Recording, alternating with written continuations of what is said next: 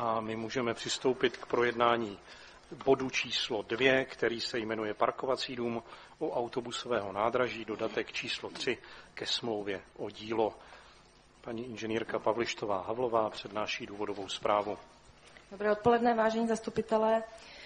Nejdřív na začátku bych chtěla upozornit na tiskovou chybu v textu usnesení Rady města. V bodě 1 schvaluje, je omylem uvedeno číslo usnesení 509, má být správně 512, čím děkuji paní zastupitelce Fribertové za upozornění této chyby. Tento materiál se týká požadavku zhotovitele investiční akce Parkovací dům u autobusového nádraží v Příbrami, který vzhledem k tomu, že došlo k vlivům, které měly vliv na výši ceny díla z důvodu skokového růstu inflace a narušených obchodních vztahů kvůli válce na Ukrajině, vyčíslil tento svůj požadavek na 11 900 000 bez daně. Upozorňuji, že smlouva byla uzavírána v roce 2022 v červnu, nicméně nabídku firma Metrostav zaslala v prosinci roku 2021. Nechali jsme si zpracovat posudek od znalce v oboru ekonomiky a stavebnictví, který vlastně posoudil v cenové soustavě URS ceny k druhém pololetí roku 2021 a v roku 2023 a závěrem vlastně konstatoval, že požadovaná částka je v limitech v cenové soustavy. Zhotovitel v tomto směru argumentuje svým nárokem na obnovení jednání o smlouvě. Proběhlo několik jednání za účasti zástupců zhotovitele a vedení města. Požadované vícepráce se posuzují podle zákona o zadávání veřejných zakázek podle paragrafu 222 odstavec 4.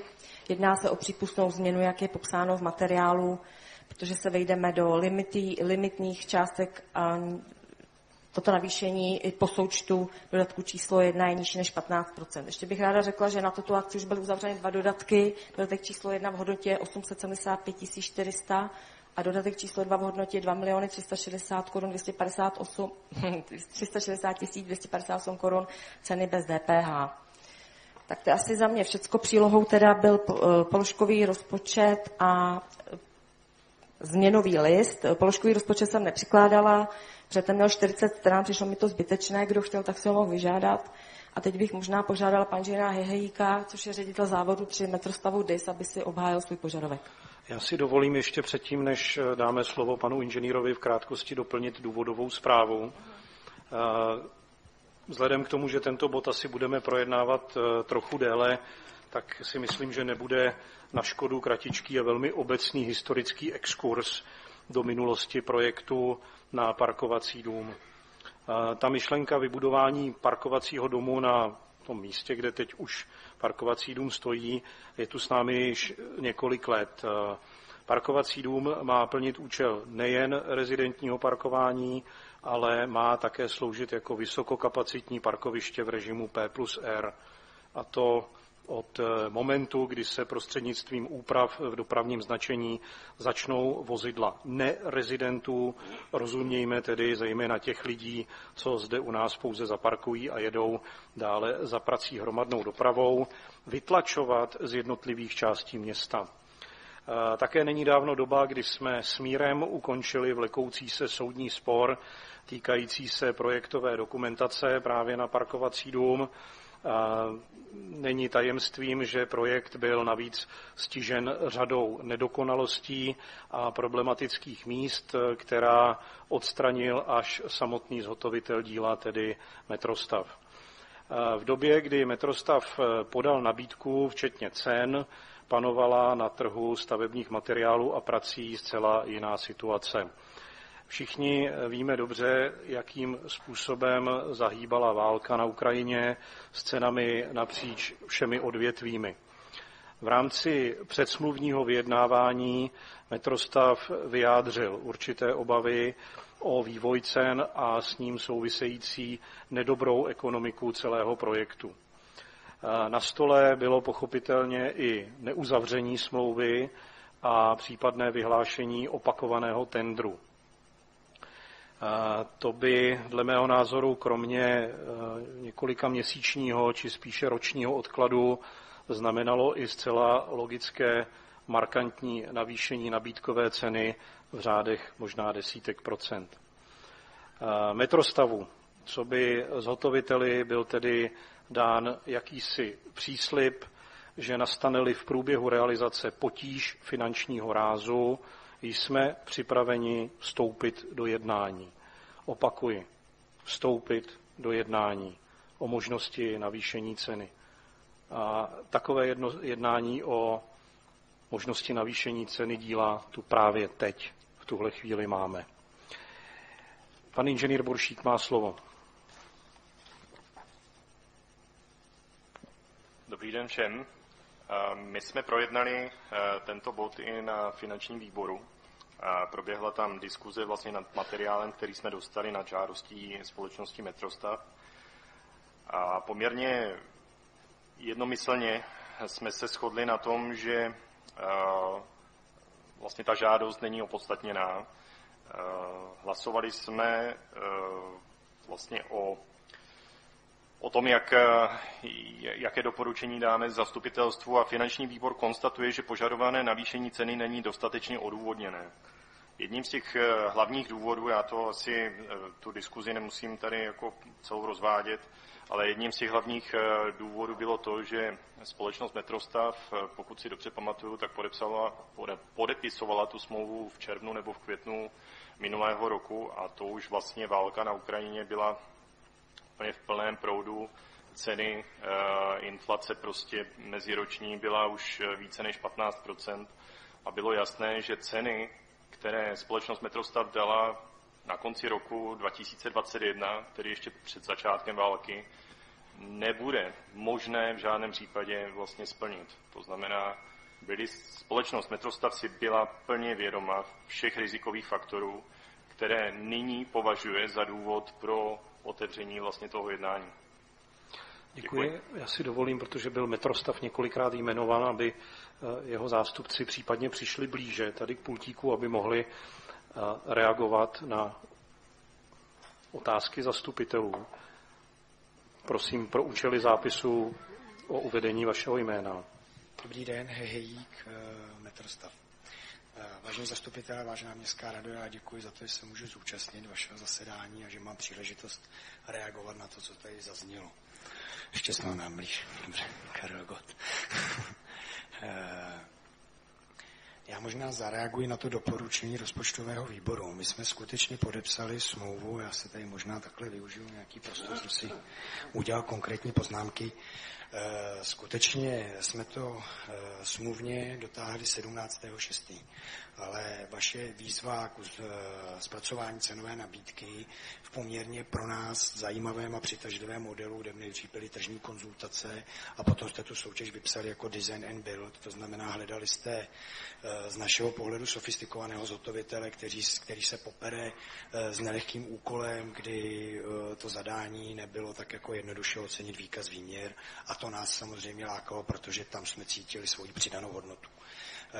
Ta výzva přišla začátkem listopadu a cenovou nabídku jsme vám podávali 14.12. To znamená, v žádném případě nikdo z nás, zaplať pán Bůh, nebo dneska možná bohužel, netušil, co se stane na Ukrajině a co to provede s celým naším světem.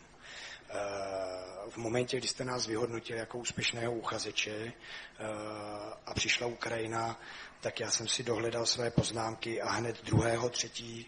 jsem požádal o slyšení u vás na městě a v podstatě jsem informoval o tom, že ta situace je absolutně neúnosná a že nebudeme schopni dostat té své cenové nabídce a že tím pádem nevidím asi schůdné, abychom tu smlouvu s vámi podepsali.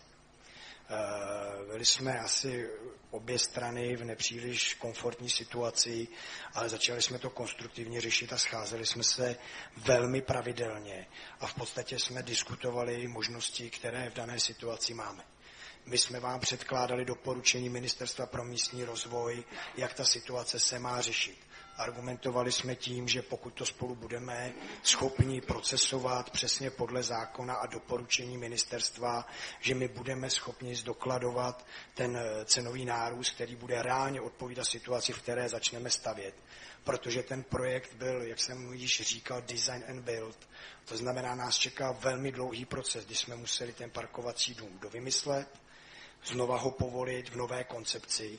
Tady bych zdůraznil, že ta původní koncepce vám přinášela parkovací dům s několika ministáními, absolutně neefektivní a dneska máte v podstatě víc parkovacích stání, naprosto plnohodnotná. Podařilo se nám společně vyřešit problémy se sousedy, kde jsme dokonce ustoupili s některými patry, aby sousedi nebyli zastíněni vaším parkovacím domem. Vyřešili jsme hned při zahájení věci, které jsme našli v zemi, včetně špatného geologického průzkumu, kde jsme museli prodloužit piloty. A ty dodatky, které tady paní Pavlištová zmiňovala, nejsou dodatky, kde jste nám nějaké peníze přidávali. První dodatek jsou práce, kde vy jste si poručili věci, které v tom domě potřebujete navíc. Chci říct, že původně jsme dokonce zpracovávali návrhy na vylepšení toho parkovacího domu nad rámec zadání až za 15 milionů, ale vy jste se asi správně s ohledem na to, co se stalo, rozhodli, že na to bude čas i někdy v budoucnu, až bude lepší situace ekonomická. Udělali jsme jenom to nejnutnější, co vlastně umožňuje ten parkovací dům v případě dobré ekonomické situace dobudovat do nějaké ideální verze. To je těch prvních 875 000. A těch 2 360 000, to jsou všechno nepředvídatelné okolnosti. To je právě to prodloužení pilot, to jsou ty betonové konstrukce, které jsme v místě nalezli.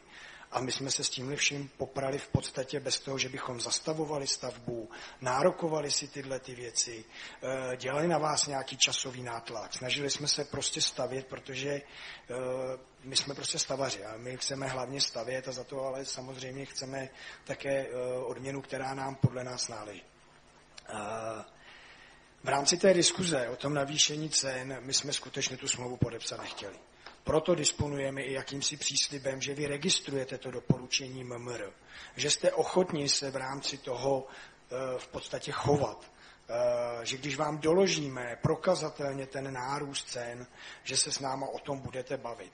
Samozřejmě bavit se s námi o tom, my jsme doufali v to, že když to zdokladujeme a vy si to prověříte a bude to pravda, takže nám korektně ty věci zaplatíte. Už jsem také slyšel názor, jednali jsme, zamítli jsme, nashledanou. Dostali jsme toho, že jsme to projednali, ale takhle jsme se spolu v podstatě asi nebavili, když jsme se báli toho, jak dopadneme.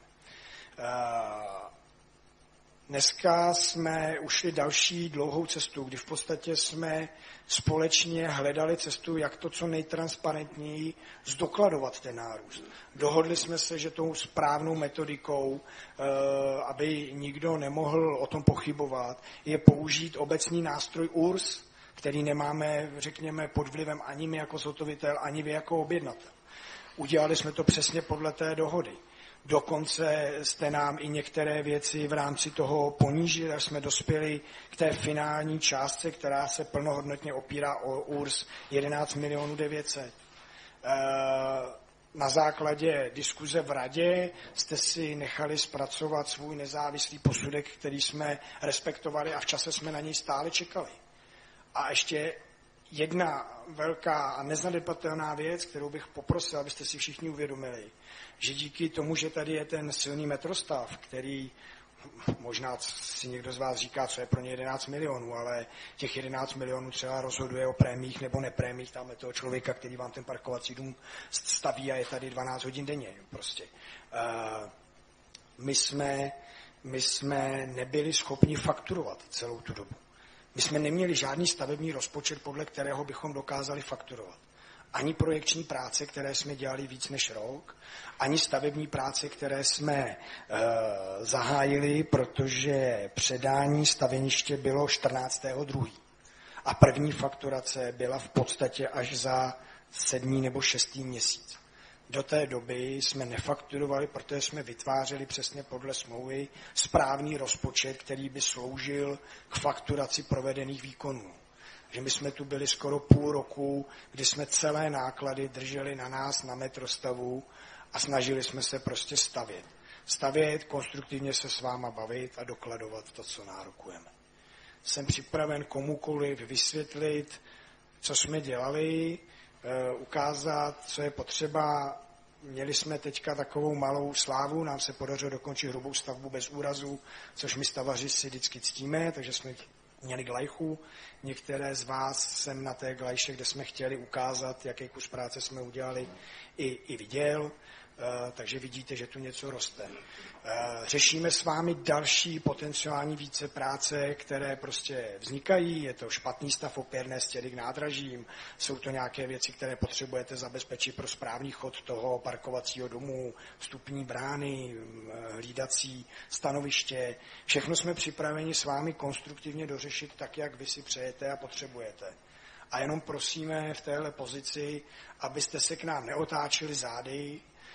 Omlouvám se za to, ale nezneužívali to, že jsme smlouvu podepsali po Ukrajině, protože my jsme tu byli už 2.3. a říkali jsme, že ji nemůžeme podepsat, protože je Ukrajina.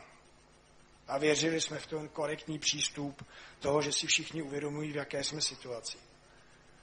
A za to nabízím to, co tu dneska vidíte a v čem jsme připraveni prostě pokračovat, to dílo dokončit. Myslíme si dokonce, pokud nám bude počasí přát, že jsme schopni nejenom dohnat ten skluz ze začátku s těma nepředvídatelnými okolnostma, ale možná celý ten parkovací dům, to je to naše přání, dokončit do Vánoc a v průběhu ledna ho skolaudovat a nejpozději na přelomu ledna února vám ho předat, aby vám začal sloužit. Takže to je ještě nějaký náš cíl. Ale samozřejmě, pokud nám začnou chybět tyto peníze, které skutečně chybí na krytí nákladů, tak je budeme muset hledat a budeme muset zvažovat všechny ty věci. Myslíme si, že i právně máme nárok na to přijít a žádat vás o tyhle ty nároky a že se můžeme možná i trošku cítit v pozici, že nás tím vším postupem a jednáním to přivedlo v nějaký omyl. To je možná můj subjektivní dojem, prostě, protože jsem věřil v to, jak jsme tady spolu více jak rok v podstatě věci procesovali, že se snažíme všechno řešit konstruktivně a dneska prostě slyším ne. A to je pro mě prostě nepříjemné překvapení. Děkuju moc, kdyby kdokoliv jsem připravený odpovědět. Děkuji. Pan inženýr Dvořák má slovo. Dobrý den všem. Ten můj příspěvek bude možná o kousek delší, ale záleží na tom, jaké dostanu odpovědi, s tím, že já se budu prioritně obracet na naše radní, takže poprosím je odpověď. Kdybych se obracel na někoho jiného, tak já to v těch svých otázkách řeknu. Takže nejprve budu mít dotazy a pak se budu snažit vyvodit nějaký závěr. Několikrát tady padlo, že si město nechalo zhotovit posudek. Chci se zeptat, město si opravdu nechalo zpracovat posudek? To není pravda. Pane Konvalinko, nechalo si město zpracovat posudek? No, nechali jsme zpracovat nezávislé posouzení. Mýlíte se. Vy jste nechali zpracovat vyjádření znalce. To je něco úplně jiného než posudek. To je právně něco naprosto, ale naprosto jiného. Jo, takže my tady máme dispozici, pane zástupče metrostavu, mám pravdu? Já to beru tak, že jste oslovili odborníka, který se vám vyjádřil k tomu, co jsme vám předložili a tím jste si prověřili, že ty naše podklady nejsou vymyšlené a opírají se skutečně. Dobře, není to posudek, že ne?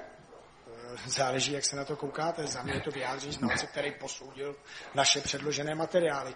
Ale já nejsem právník, já jsem stavebník. Dobře.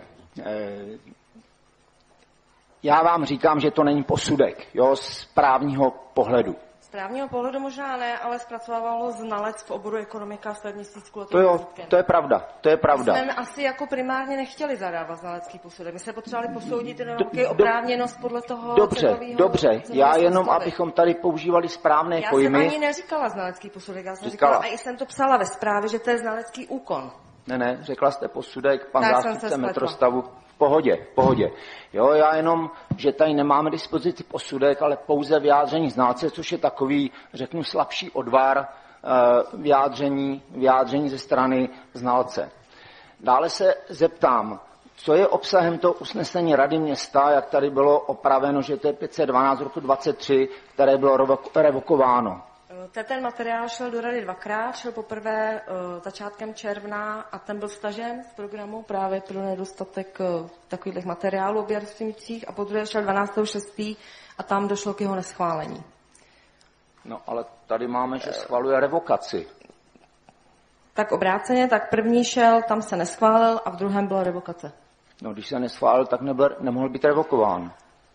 Jsme konzultovali s paní tajemnicí, že takovýmhle způsobem se to, aby to mohlo znova se projednávat, tak musela být revokace. Aby bylo možno v této věci dále jednat, bylo zapotřebí zrevokovat usnesení, které toto jednání v podstatě znemožňovalo. Dobře, nechci zase bazírovat na nějakých nepodstatných detailech. Potom tady byla řeč o 2 dodatcích, tak mě zarazilo, že ty dodatky nemáme v materiálu podkladovém, takže si zastupitelé nemohli udělat obrázek. A já, jak jsem si ty dodatky procházel, tak se domnívám, že dodatek číslo 1 je oprávněný, protože tam opravdu došlo k rozšíření předmětu díla ze strany objednatele. A co se týká dodatku číslo 2, tak jak jej vidím, tam není rozšíření předmětu díla, tam se jedná o situace, kdy metrostav zjistil něco, s čím nepočítal, to je například to rozšířené pilotové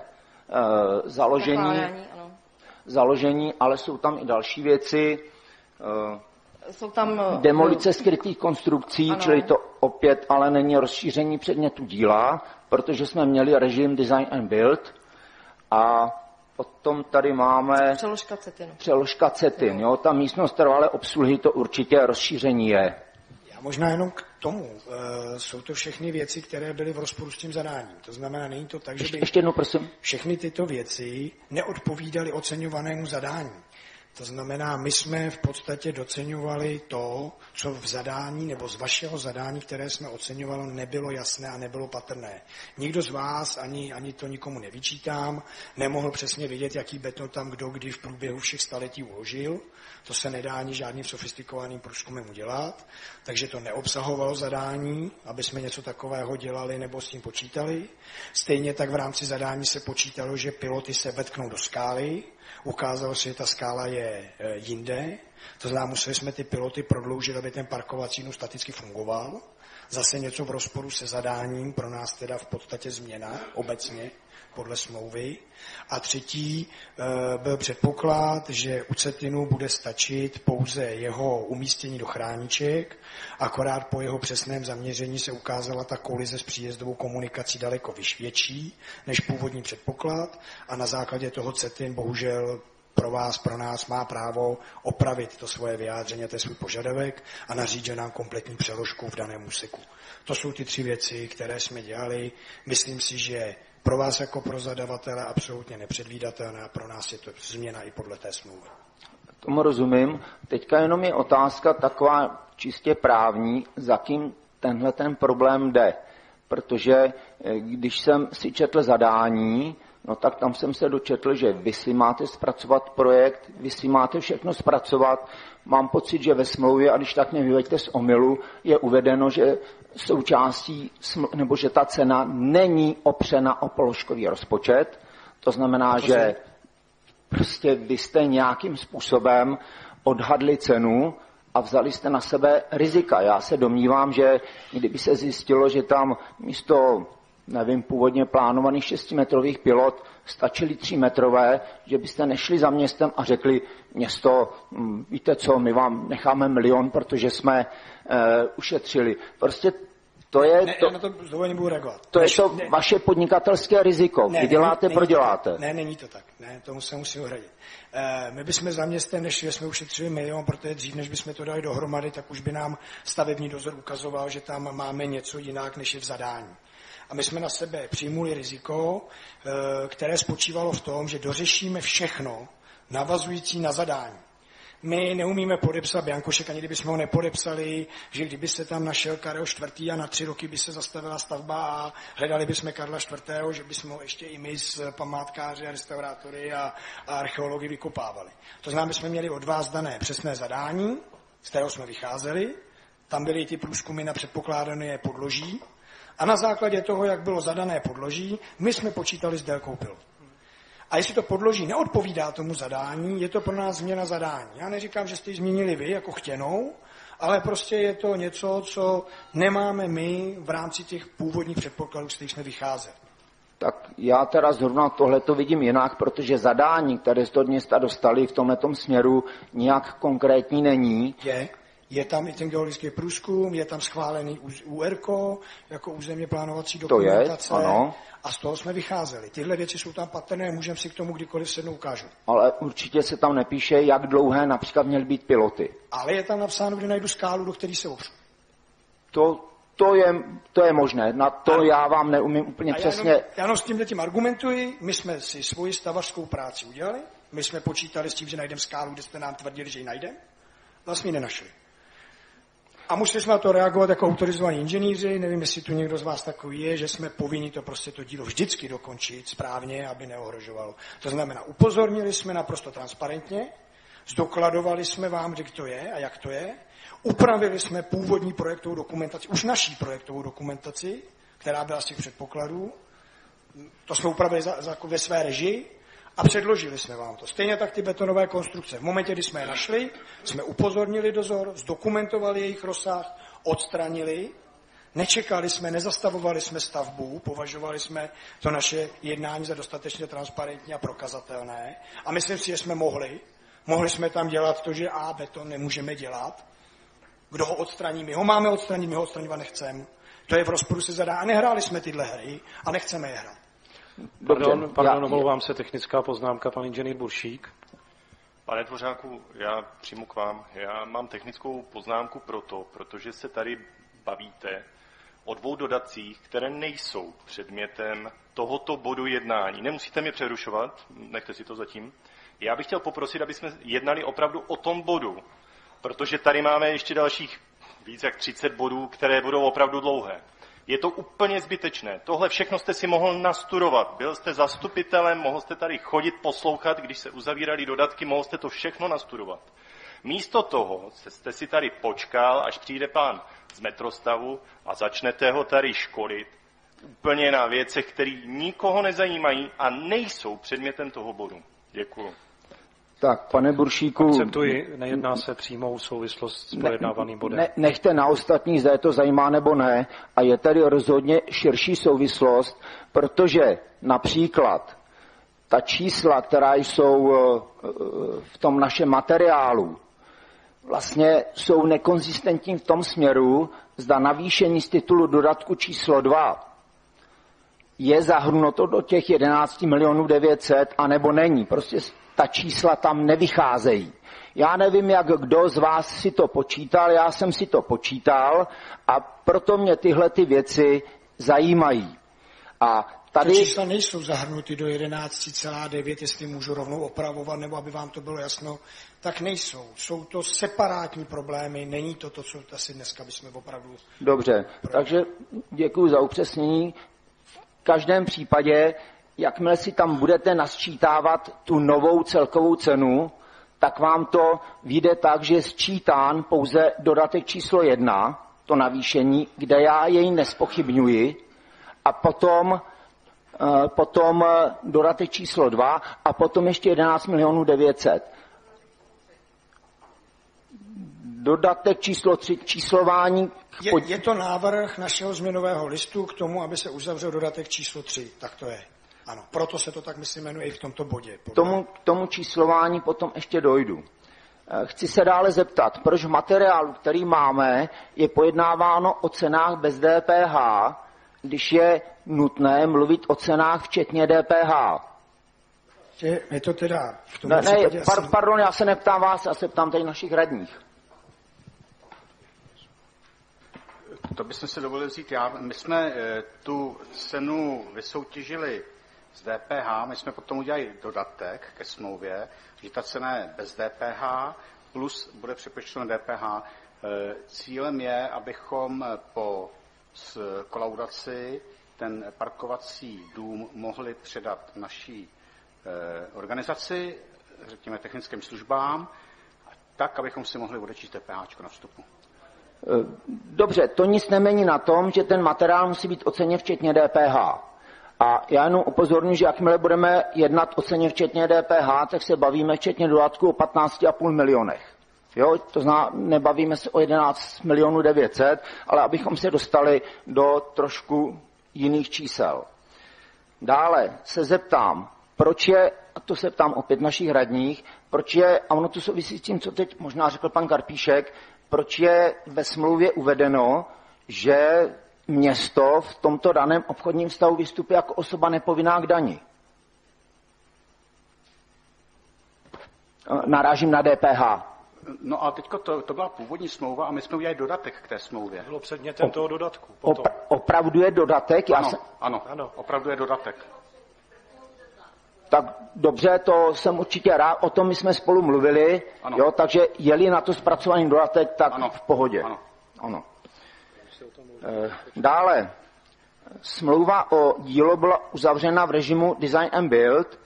Otázka je, a v první řadě opět na naše radní, jak má tedy tento zvolený režim dopad na cenu. Já se domnívám, že zvolí-li se tento režim, tak v podstatě se přenáší na zhotovitele případný větší zisk, případná nějaká ztráta a není možné jen tak říct, něco se změnilo.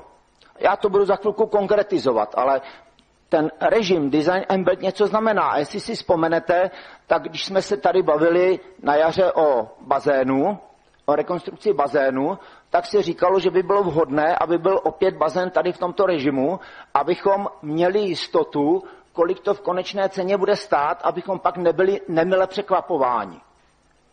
A tady už se jedná o třetí dodatek, ten první nezpochybňuju. Jo?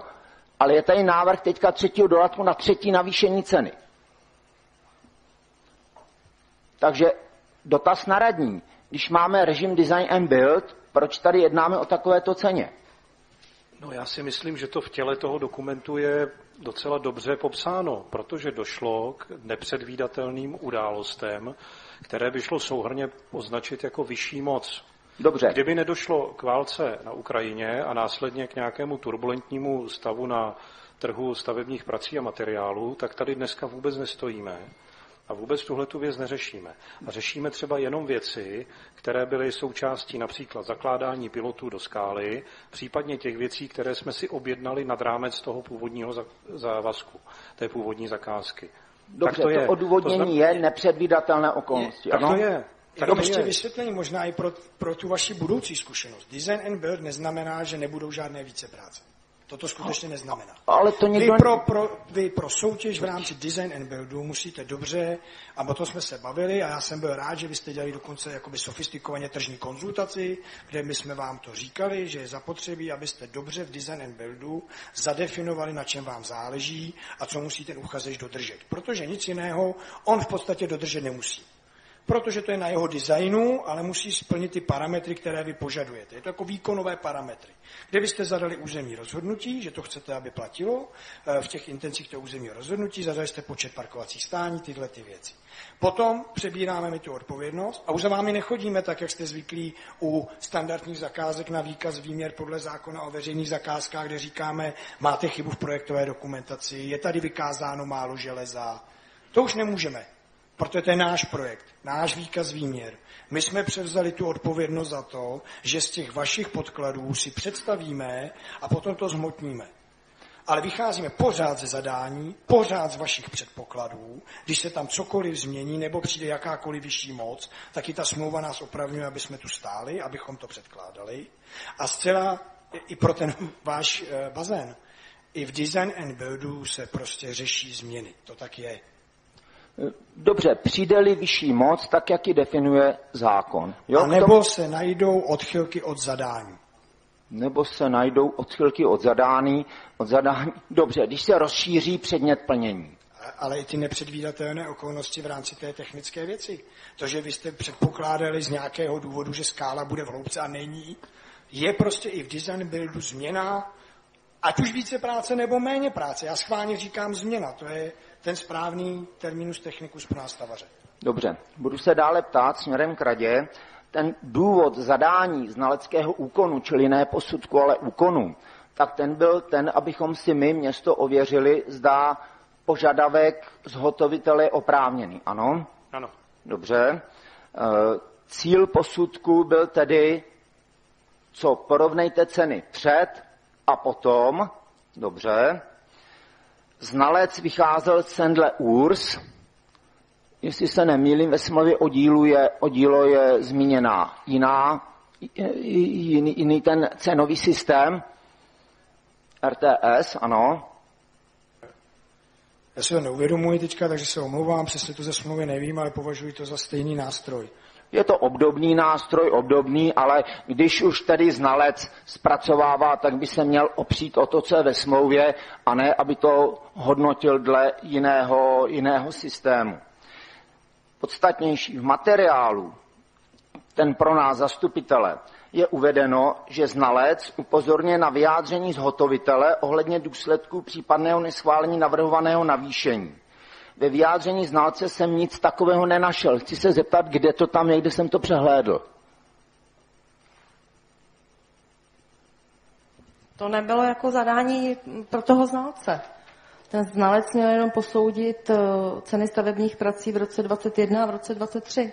Já tady v materiálu čtu. Zároveň znalec upozorňuje na to, že případné neschválení cenového nárůstu by dle vyjádření zhotovitele mohlo mít vliv na pokračování plnění smlouvy ze strany zhotovitele. Tam je zároveň upozorňujeme na to, tam má být. Pardon, jako my, jako odbor. Jo, takže ne znalec, ale odbor upozorňuje. Dobře, tak to dává trošku jiný smysl. Jo, ono to bylo v tom bloku znaleckém, takže takto.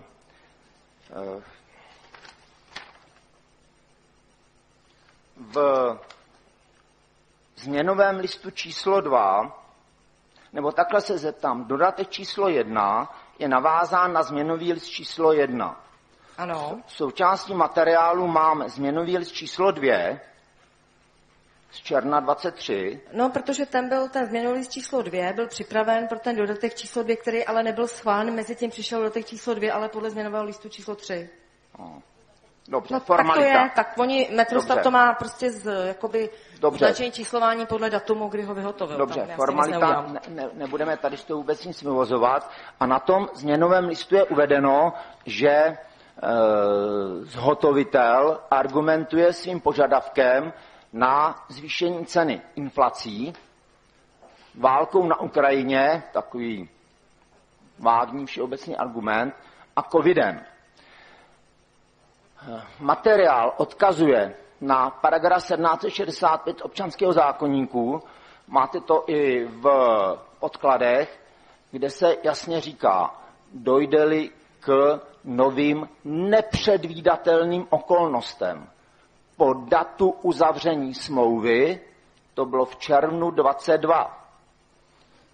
Covid v podstatě skončil, válka běžela naplno, přičemž, jak říkám, argumentovat válkou, to je takové, jak erupce na slunci, protože pro někoho ta válka tam někde, nevím, na Ukrajině měla obrovský dopad, pro někoho neměla téměř žádný dopad, prostě je to různé. Mohl bych na to reagovat? Nechte mě domluvit. Dobře. A třetí argument byl covid. V té době už žádný covid nebyl v podstatě. Jo, chodili jsme úplně normálně bez roušek. Inflace, válka, covid. Jo, tak nevím, jestli jsem to přehodil. Tento změnový list je ze strany Metrostavu, nebo máme považovat za žádost o navýšení, protože v tom našem materiálu žádná žádost o navýšení není. Je to žádost o navýšení, je to změnový list s kladným číslem a je to podklad pro návrh dodatku číslo 3. Dobře, to je ta žádost o navýšení. Tak zkusím udělat nějaké závěry. Já bych se vrátil ještě k tomu covidu. Dobře. Covid, Ukrajina, inflace. Všechno to spolu souvisí. Covid dozníval, akorát pořád dozníval. To, co se stalo v covidu, se nikdy nevrátilo zpátky, proto jsme ho tam zmínili, možná chybně. Asi to umím chápat, ten váš postoj. Ukrajina není Ukrajina. Jsou to dopady válečného konfliktu probíhajícího na Ukrajině. A ty dopady prostě jsme všichni zaznamenali. Kdo z vás se mi podívá do očí a řekne, že ten válečný konflikt a jeho dopady na naši republiku, na naše životy nebyly? Byly. Prostě to je fakt. A říká to i MMR, říká to i usnesení vlády. Chovejte se všichni tak, aby jsme řešili tu situaci, která nastala, jinak budeme v patové situaci a nehneme se z místa. Ty vyjádření MMR jsme vám dali. Můžete si je stáhnout, jsou veřejně dostupná, doporučila to i vláda v daný okamžik. A samozřejmě, že to způsobilo neuvěřitelný raketový stav inflace a tím pádem nárůst cen materiálu. Pozor, my na vás pořád uplatňujeme jenom zdokladované nárůsty materiálu. Kdo z vás práci dostal přidáno od té doby? Kdo z vás zaplatil řemeslníkovi víc, než s ním měl dohodnuto, aby mu dokončil to, co měl rozděláno? My neargumentujeme prací. To je věc, kterou jsme se smířili, protože MMR prostě řeklo, řešíme materiály. Z našeho pohledu nefér, ale tak to je. To znamená, vůbec si nechodíme pro nárůst práce a všichni víte, že ta práce narostla také. A myslím si, a to je to, co jsem říkal, bylo by k nám opravdu nefér, a to je můj pocit, a opravdu nefér, to slovo neumím snad ani lépe vyjádřit. Když jsme tu byli 2.3. a říkali jsme, že tu smlouvu nepodepíšeme, tak nám dneska vyčítat, že jsme hlupáci, co ji podepsali s vědomím Ukrajiny. My jsme ji podepsali s vědomím toho, že jsme se s partnerem dohodli na tom, že se k sobě budeme chovat korektně. A že když my dokážeme, že ty dopady toho vojenského konfliktu na náš projekt skutečně byly, a dokázali jsme to tím URZem, který to registruje, ty materiály. A je to prostě obecný ukazatel. Takže to spolu budeme řešit. A samozřejmě budeme řešit znamená, že když to obhájím, vysvětlím, že si to zasloužím. A myslím si, že to skutečně zasloužíme jako Metrostav. I za to, jak k tomu projektu přistupujeme. My jenom pracujeme, stavíme a doufáme v to, že vy nám za to zaplatíte. Mnoho měsíců i bez fakturace jakýkoliv. Kdo z vás by od února do července pracoval a nedostal jedinou korunu a doufal v to, že to dobře dopadne? A my jsme to udělali. Tak jenom poprosím, buďte k nám aspoň trošku fér a nevyčítejte nám ve své argumentaci, že jsme podepsali smlouvu po tom, co jsme věděli o válečném konfliktu na Ukrajině. To by skutečně bylo jako nefér. No, já vám to nevyčítám, já jenom z pohledu obrany zájmu města to konstatuji a obtížně my můžeme přistupovat k celé té věci jinak, než z pohledu zákona. Můžete. A neskačte mi prosím do řeči. Jo? A já udělám několik závěrů. Já se v první řadě zeptám opět našich radních. Smlouvu schvalovala rada, oba dva dodatky schvalovala rada. Z jakého důvodu jde tento materiál teď do zastupitelstva? Zejména s ohledem na vysokou cenu. Dobře, beru. Dále, tady se jedná o vyloženě právní problém, protože to, že ceny nějakým způsobem narostly, to, že je tady inflace, to, že možná se vás dotkla válka, někoho se dotkla pozitivně, protože přišlo hafo dělníků z Ukrajiny, někomu to pomohlo, někomu to nepomohlo, prostě má to různé dopady, tak to všichni tady vnímáme. A nikdo nebude popírat to, že tady tyto jevy jsou. Jde jen o to, jestli Metrostav, který na sebe přijal nějaké podnikatelské riziko, má právo nebo nemá právo. A zdůraznuju, prosím vás, v první řadě vyvolat jednání o ceně. Protože ten příslušný paragraf, o kterém se bavíme, je pouze o tom, zda zhotovitel má právo vyvolat jednání o ceně. Máme příslib z města před podpisem smlouvy, že máme právo vyjednat jednání o ceně. Tak, v první řadě vás poprosím, neskačte mi do řeči. Jo? Máme tady smlouvu a ta smlouva říká, cena je pevná a neopírá se o položkový rozpočet. Nevím, jakým způsobem jste jednali se zástupci města z pohledu předtím, než se podepsala smlouva v červnu 22, ale nějaká taková, já řeknu, povídání jsou bez právního dopadu. Jo, naprosto rozhodně. A znova říkám, ten paragraf 1765 říká, pokud dojde vlivem naprosto nepředvídatelných okolností po podpisu smlouvy k zvlášť hrubému nepoměru, všimněte si té kumulace, nepředvídatelné, po podpisu, zvlášť hrubý nepoměr. Tady se bavíme o nějakých 13%, jo, které znalec, byť podle jiné metodiky, ale řekl, že se že se změnily ceny. Tak zhotovitel má právo vyvolat jednání a dále, a tady je opět zavádějící stanovisko odboru, zhotovitel nemá právo přerušit práce. To najdeme přímo v textu zákona. Zhotovitel nemá právo přerušit práce. Můžu zacitovat.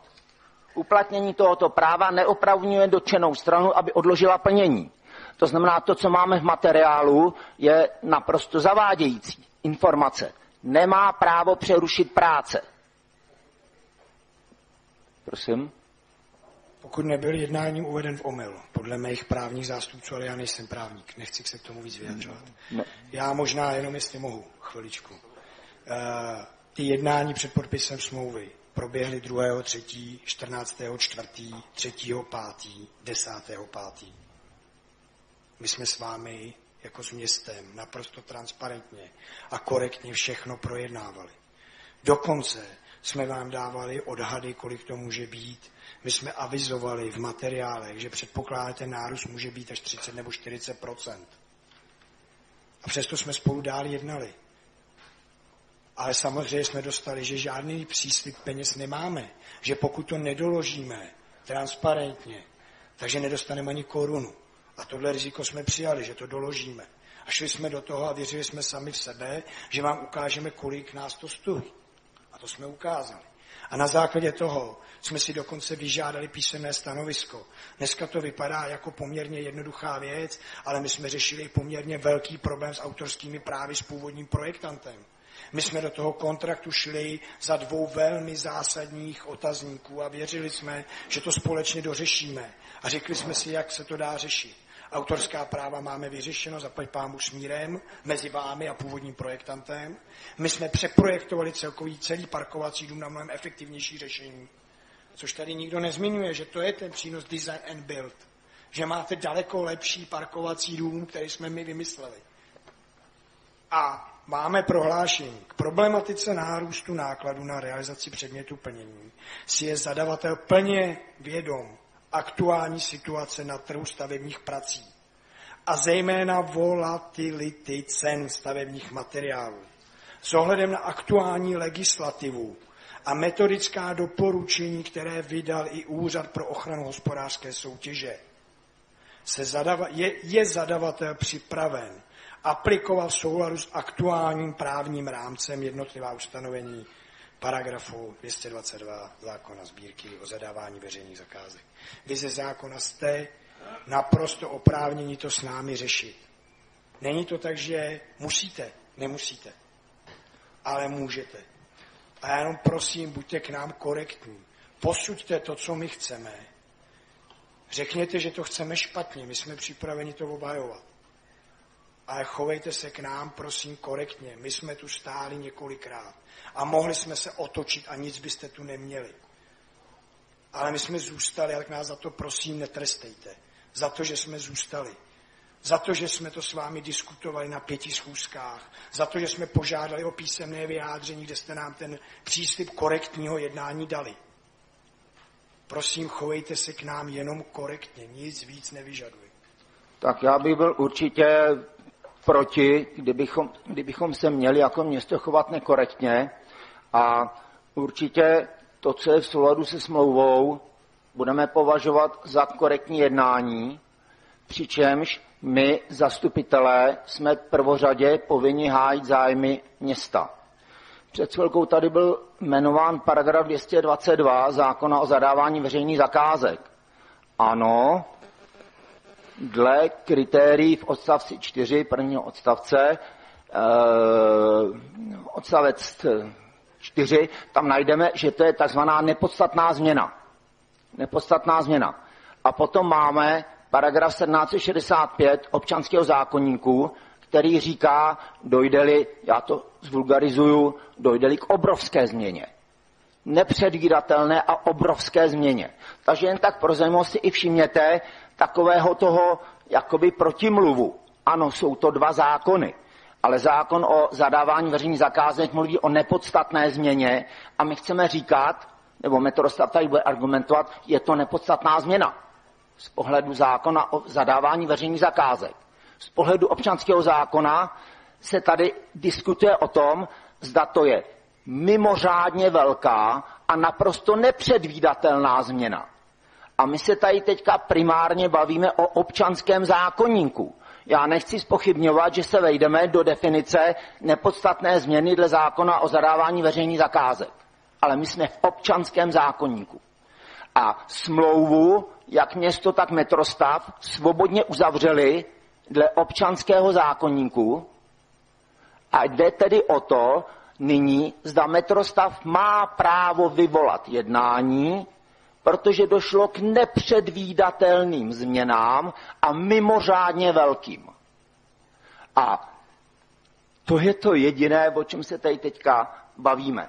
Já si s dovolením najdu, nebo já vám tady zacituju pár citací z právních komentářů a je to o paragrafu 1765, o kterém se teď bavíme. Úprava směřuje na takové extrémní situace, kdy změna okolností přináší překvapivé, zcela šokující, zarážející dopady na postavení stran ve smluvním vztahu, které jakémukoliv rozumnému vyhodnocení a zvážení rizik neodpovídají. To prosím vás z Beka. Jo? To je něco jako ASPI. Jo, aby si někdo nemyslel, že to je, že si někdo něco vymyslel. Dále zacituju. Má-li jít o právně relevantní důvod pro vycenou změnu obsahu závazků, tak riziko změny strana neměla předvídat, nemohla předvídat a nemohla je zahrnout do svého zvažování smluvních podmínek. Dotčená strana má právo dovolávat se změny okolností jen tehdy, pokud prokáže, že změnu nemohla rozumně předpokládat. Já vám to pak dám k dispozici, jo, kdo budete chtít. Samotná existence změny okolností žádné právní účinky nevyvolává.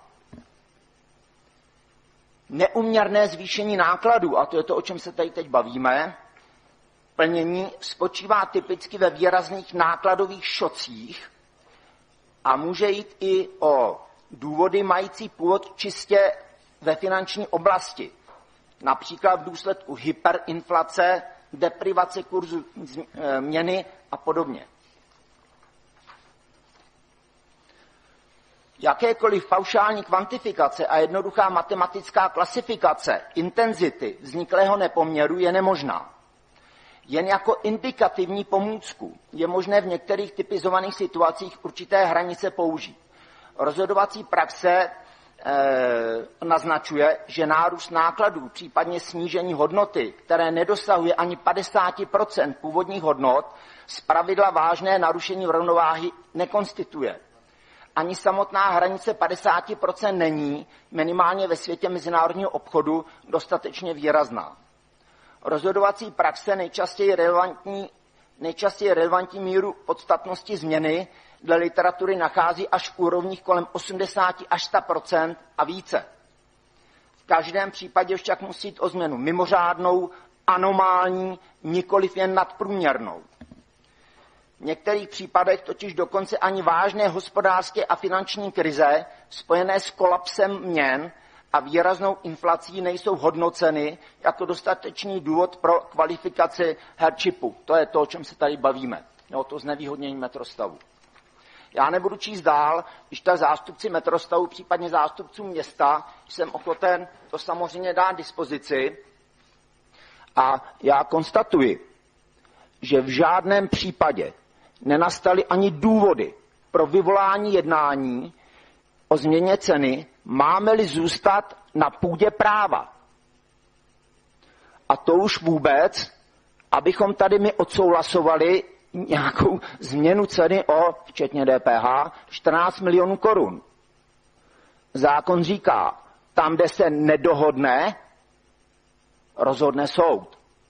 Jestli tady zastupitelé, asi koaliční zastupitelé, to vnímají tak, že bylo doloženo, že došlo k těm absolutně neočekávatelným a mimořádně velkým důvodům, přesto všechno, co jsem vám tady ocitoval, tak teda se vydávají na obrovsky tenký led. Ale když už by to někdo tady chtěl riskovat a souhlasit s vyvoláním jednání, tak říkám, že péče řádného hospodáře říká, nechme rozhodnout soud. V žádném případě já za sebe říkám, že nemůžu zvednout ruku tady pro ten návrh ze strany Rady města a považuji jej za něco na hranici trestného činu. Děkuji. Pan magistr Král má slovo. Děkuji za slovo, dobrý den, nejdříve pozdravím. Já budu podstatně stručnější, ale samozřejmě k tématu mám tady tři okruhy. Nejdříve se chci zeptat pana inženýra, doufám, že teďka nepletu titul. Tady několikrát padlo sofistikovaný zhotovitel. Já budu, jak říkám, spíš se ptát z toho pohledu, jak to zajímá občany Příbrami, nikoliv z toho nejodbornějšího hlediska, ať už právního, od stavařského nebo jakékoliv jiného. Jestli tomu dobře rozumím, tady několikrát padlo, vrátím se k tomu, metrostav za mě též, sofistikovaný zhotovitel. Klobouk dolů.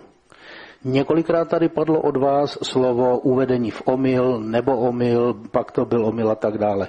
Rozumím tomu dobře a řekněte to prosím mně, tomu plénu i občanům, kteří sledují, že vy v podstatě pro mě sofistikovaný zhotovitel trošku s nějakou vyšší mírou naivity přistoupil na tuhletu hru, že když by něco se možná nějak stalo, tak se nějak s tím městem dohodneme, protože ty okolnosti jsou hodné zřetele. Čtu to dobře, nebo mi to vyvrátíte a zkusíte k tomu něco na vysvětlenou říct. Mám ještě dva okruhy, které potom budu chtít doplnit. Děkuju. Zkusím být krátký. Já si nemyslím, že jsme byli naivní. My jsme přišli okamžitě, jak jsem jich říkal opakovaně, 2., 3. a říkali jsme, že ten problém je. Nebyli jsme naivní, nepřehlíželi jsme to a ten problém jsme spolu řešili. Řešili jsme ho s městem, diskutovali, hledali ty věci a nechali jsme si možná z pohledu práva nedostatečně, a věřte mi, že to je pro mě ponaučení a už žádnému městu bez toho, že by byla tvrdá smlouva dodatek, žádný parkovací dům ani plavečák stavět nepůjdu. Ale věřil jsem tomu, že když mám písemný příslib, že respektujete na vyjádření MMR a úřadu vlády, takže i když s váma podepíšu tu smlouvu v ten okamžik, že dostojíte té korektnosti těch diskuzí, které několikrát probíhaly.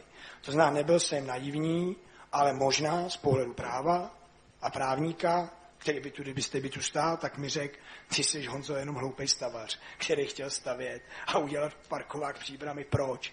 Seš naivní. Možná by mi to řekl. Já toho samozřejmě posuzovat nehodlám, jenom se to snažím dostat do jiné roviny a do jiné řeči. Sledoval jsem to, co říká kolega Dvořák. Právo je jedna věc, emoce jsou druhá věc. Za tohle zatím stačí, děkuju.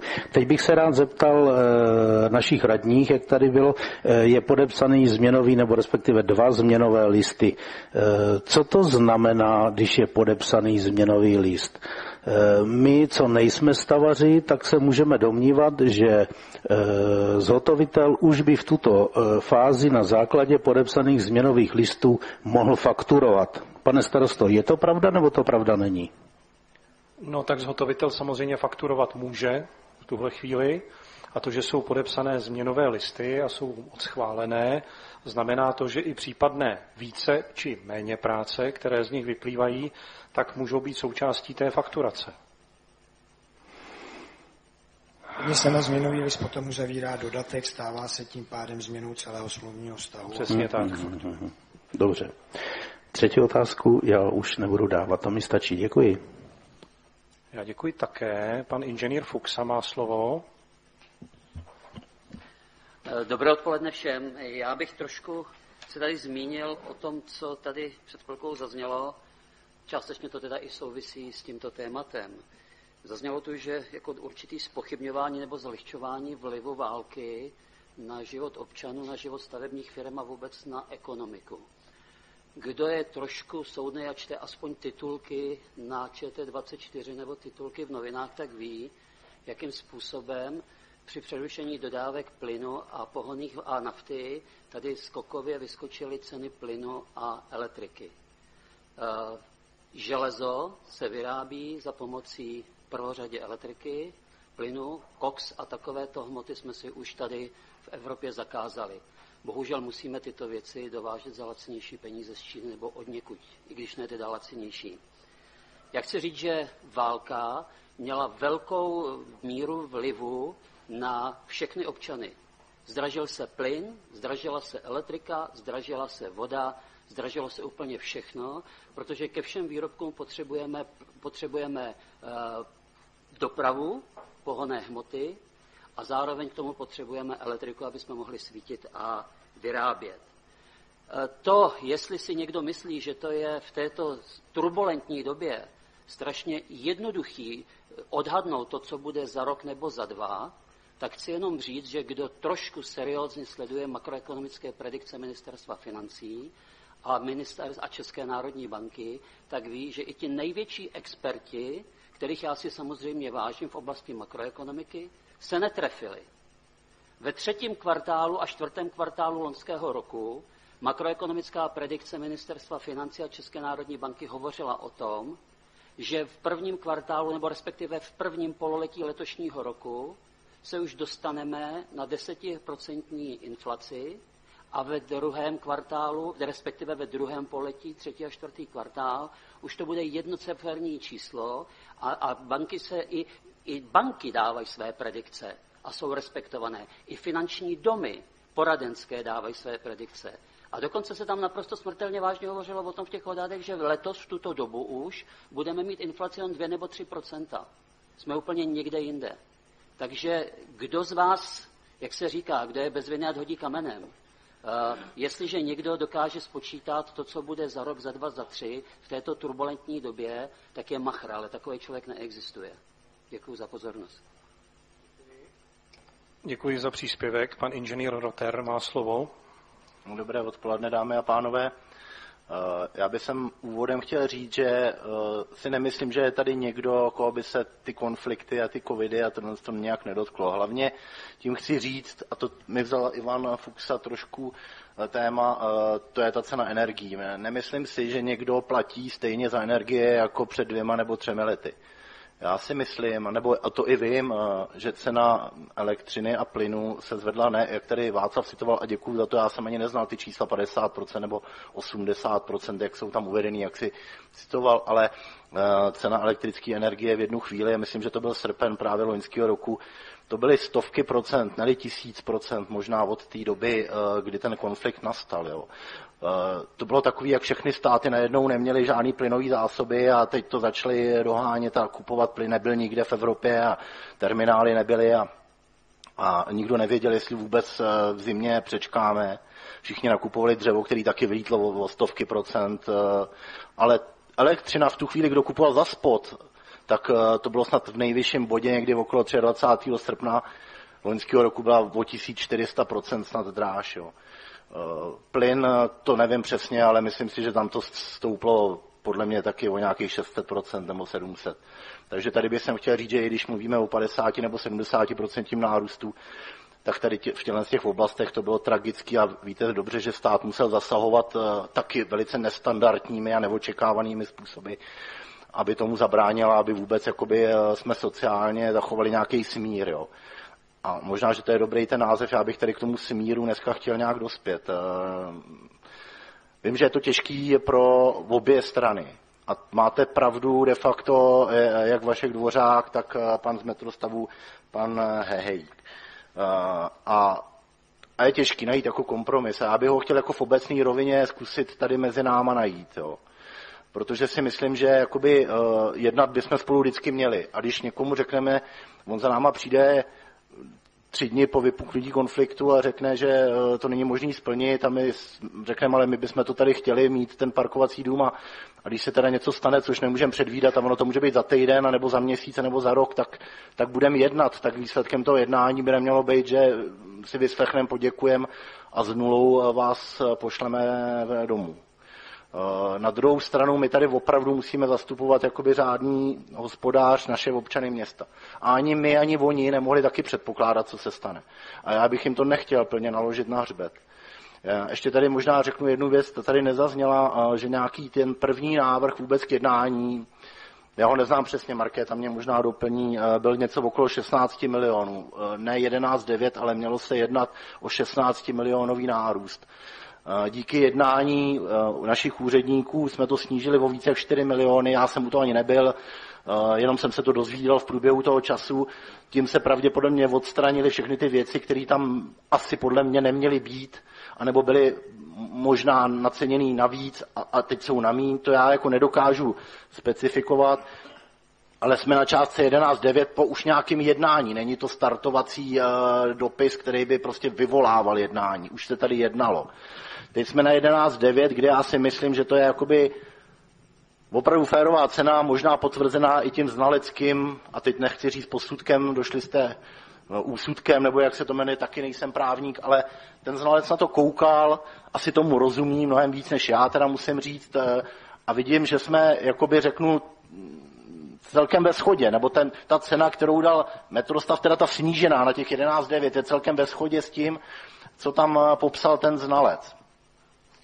Ale přesto se znovu vrátím na ten začátek. Já si myslím, že jakoby za tu vyšší moc nemůžeme ani my a ani Metrostav. Je to prostě takhle, to na nás spadlo a my bychom se o to měli nějakým způsobem podělit. Aspoň to takhle vedem, řeknu, v nějakých jiných společnostech, kde se jednání účastním, protože samozřejmě nikdo to nečekal, ani dopravci, ani stavitelé všeho možného, nebudu teď specifikovat, čemu se jako věnuju, ale opravdu bylo potřeba dospět k nějakým dohodám. Jo. A zároveň dohodám i třeba o inflační doložce, to úplně odbočuju, ale ne všude prostě normálně přistupujeme, přestože to je ve smlouvě, že zvedáme ceny o 15 nebo kolik to bylo procent v inflaci. Normálně se dohadujeme, o kolik by to mělo být, aby jsme si to rozdělili a prostě ten náklad nesli společně, ať už s pronajímatelem nebo my s dalším podnájemcem třeba. Takže já bych měl tady takový návrh pro zastupitele. Nejdřív ho řeknu v obecní rovině. Těch 11,9 jednoduše vydělit dvěma a podělit se o tu ztrátu, kterou prostě jakoby ten projekt sebou nese z důvodu té vyšší moci. Já nebudu specifikovat, ať to bylo s 5% covidem a s 90 něčím úplně jiným, to tady jako, to nedokážu vyčíslit. Ale vím, že ty změny v našich životech nastaly a určitě cítí opravdu každý všude.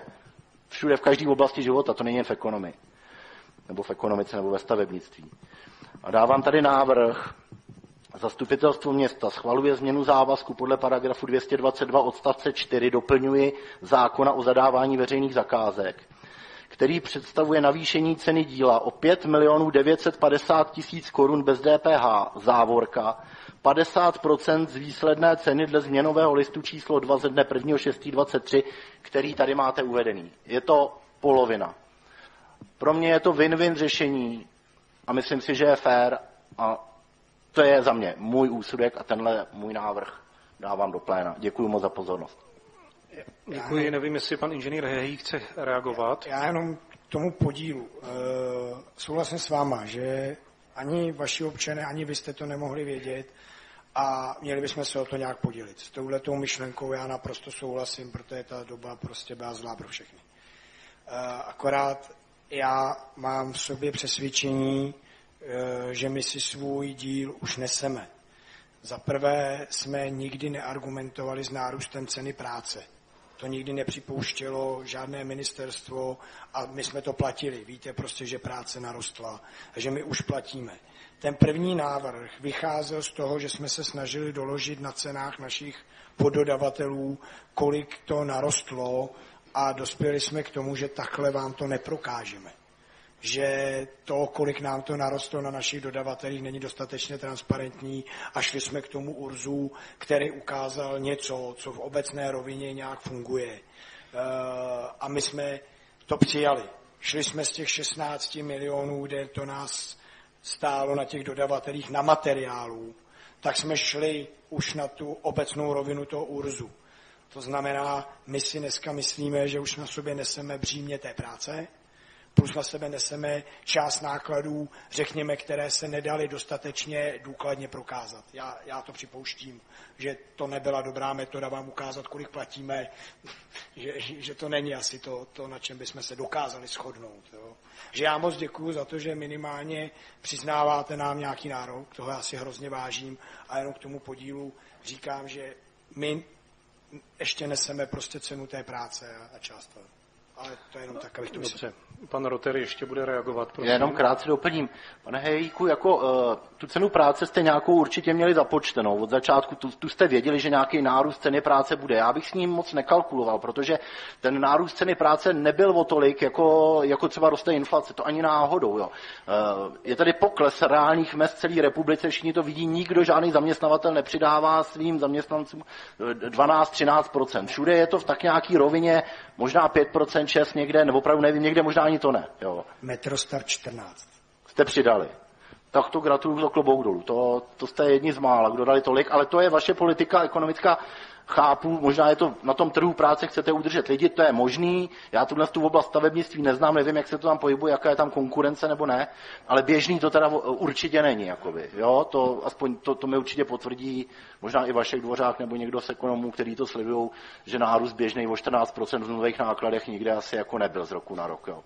A myslím si, že tam by s tím letím bych nekalkuloval. To znamená, já si myslím, že to, že jste je odečetli z těch 16, na nějakých těch 11,9, tuhle část je dobře a opravdu ten dopad takový ten vyšší moci je těch 11,9. Já opravdu nemůžu a jako nebudu hlasovat pro víc, než jsem teď sám navrhnul. Jo. Posuďte sami, jestli je to akceptovatelný nebo ne, pokud to teda samozřejmě projde hlasováním, anebo jestli půjdete do nějakých soudních sporů, ale já si myslím, že fair win-win řešení je půl na půl a to je ta částka, proto je i takhle nezaokrouhlená, proto jsem ji vyčíslil přesně, a proto je to i v mém návrhu. Děkuju. Tak, já děkuji také. Pan magistr Švenda má slovo, prosím. Děkuji za slovo. Já se budu snažit být stručný, ale jsou to 4 body, ke kterým bych se chtěl rychle vyjádřit. No, pro mě je velmi složité zvedat ruku pro navýšení ceny investice, o jejíž smyslu pochybuji už dlouhou dobu. Já musím udělat takový exkurs do minulosti, kdy vlastně, když se ten projekt původně začal připravovat, tak vlastně se počítalo s tím, že získá dotaci na park and ride parkoviště a že nás bude stát do 10 milionů korun městskou pokladnu. To se nepovedlo a od té doby jsem se snažil už dát zpětnou vazbu vlastně vedení města v tom smyslu, že bychom měli vybrat jinou lokalitu a za ty plné peníze vlastně stavět někde jinde, protože když se v minulosti stavily parkoviště v tom období 14 až 18, tak se to dělalo tak, aby to jejich vytížení vlastně bylo maximální, to zná 24/7. No, příklad jsou parkoviště Park and Ride na Drkolnovském sídlišti, kde vlastně přes den tam parkují ty, co jedou pryč a v noci tam parkují ti, co vlastně se nechytli. Každopádně ještě řeknu, jaký je růst ceny. Když se vypsalo zadávací řízení, tak ta cena byla 51 milionů korun. Smlouva, která byla podepsána v červnu 22, tak byla na 85 a dneska jsme na 100, což je jakoby hrůzný, nebo bavíme se tady o 100. Tak to je možná důvod, proč já vlastně pro těch 12 milionů nemohu zvednout ruku. Zároveň navážu na kolegu Rotera v tom smyslu, že rada je kompetentní řešit vlastně navýšení smlouvy, může dělat operace do 5 milionů korun, takže pokud i by dneska nenašlo se nějaké řešení, tak řešení je, které vlastně může udělat rada. Ještě tady padaly ceny energií. Ano, oni samozřejmě měli vliv na stavební materiály a tak podobně, jenom prostě v době, kdy se podepisovala smlouva, tak ty ceny byly na burze, teď budu mluvit o elektřině 5,5 tisíce, jo, v průběhu toho přelomu května a června. Když se kouknu na leden letošního roku, tak je to 5100 a když se budeme bavit dneska, tak jsme někde těch 3400, nebo to, co říkal tady pan místostarosta předtím, já jsem si to tu někde poznačil. Takže takovéhle vlastně jsou ceny energií. Tak to je další můj komentář a poslední je dotaz, jestli máme právní analýzu současného stavu. To znamená požadavek metrostavu versus povinnost města uhradit ten požadavek. Bylo k dispozici, ano, vyjádření pana doktora Samka k tomu. A kde prosím je, pane starosto? Můžeme ho poskytnout. Děkuji. Který v podstatě konstatuje to, že je to z hlediska zákona zadávání veřejných zakázek přípustný krok. Případně můžu poprosit paní magistru Škobalovou, aby toto okomentovala.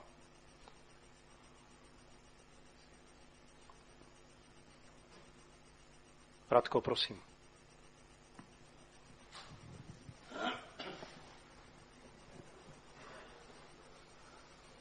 Otázka tedy zní, jestli z hlediska právního máme nějaké posouzení, zda je tento krok přípustný. Dle vyjádření našeho advokáta, které se shoduje i s mým odborným názorem, tato změna závazku přípustná je. Máte to opřeno v té důvodové zprávě i o výkladové stanovisko Ministerstva pro místní rozvoj a Úřad pro ochranu hospodářské soutěže. To znamená, že ze zakázkového pohledu tento krok přípustný je. Já se ještě zeptám, samozřejmě přípustné cokoliv, ale teď je otázka jinak, nevím, jak by se to formulovalo právně, ale jestli je to nezbytný krok, který musí město Příbram udělat vůči dodavateli. Tak, jak to máte napsáno v té důvodové zprávě, zhotovitel na tuto změnu nemá právní nárok. Je to věcí zadavatele, jestli se chce chovat tak, jak to už dneska tady padlo, fér a být tím férovým obchodním partnerem. Děkuji. Já děkuji také. Další do rozpravy je přihlášen pan zastupitel Wild. Dobrý den, já bych vás chtěl taky všechny pozdravit dneska. Já bych k tomu měl jednu takovou zjednodušenou poznámku. Pakliže bych tady pana inženýra chytil za slovo a pracoval s informací, že teda si nárukujou navýšení ceny jenom na materiál, takže z ceny taky jsou takový zjednodušený vzorce ve stavařině, poměr 60-40 nebo 50-50, je to poměr práce materiál. Pakliže bych vzal poměr 60-40, 60% materiál, 40 mzdy, tak mi tam vychází nějakých 7,65 milionů na rok.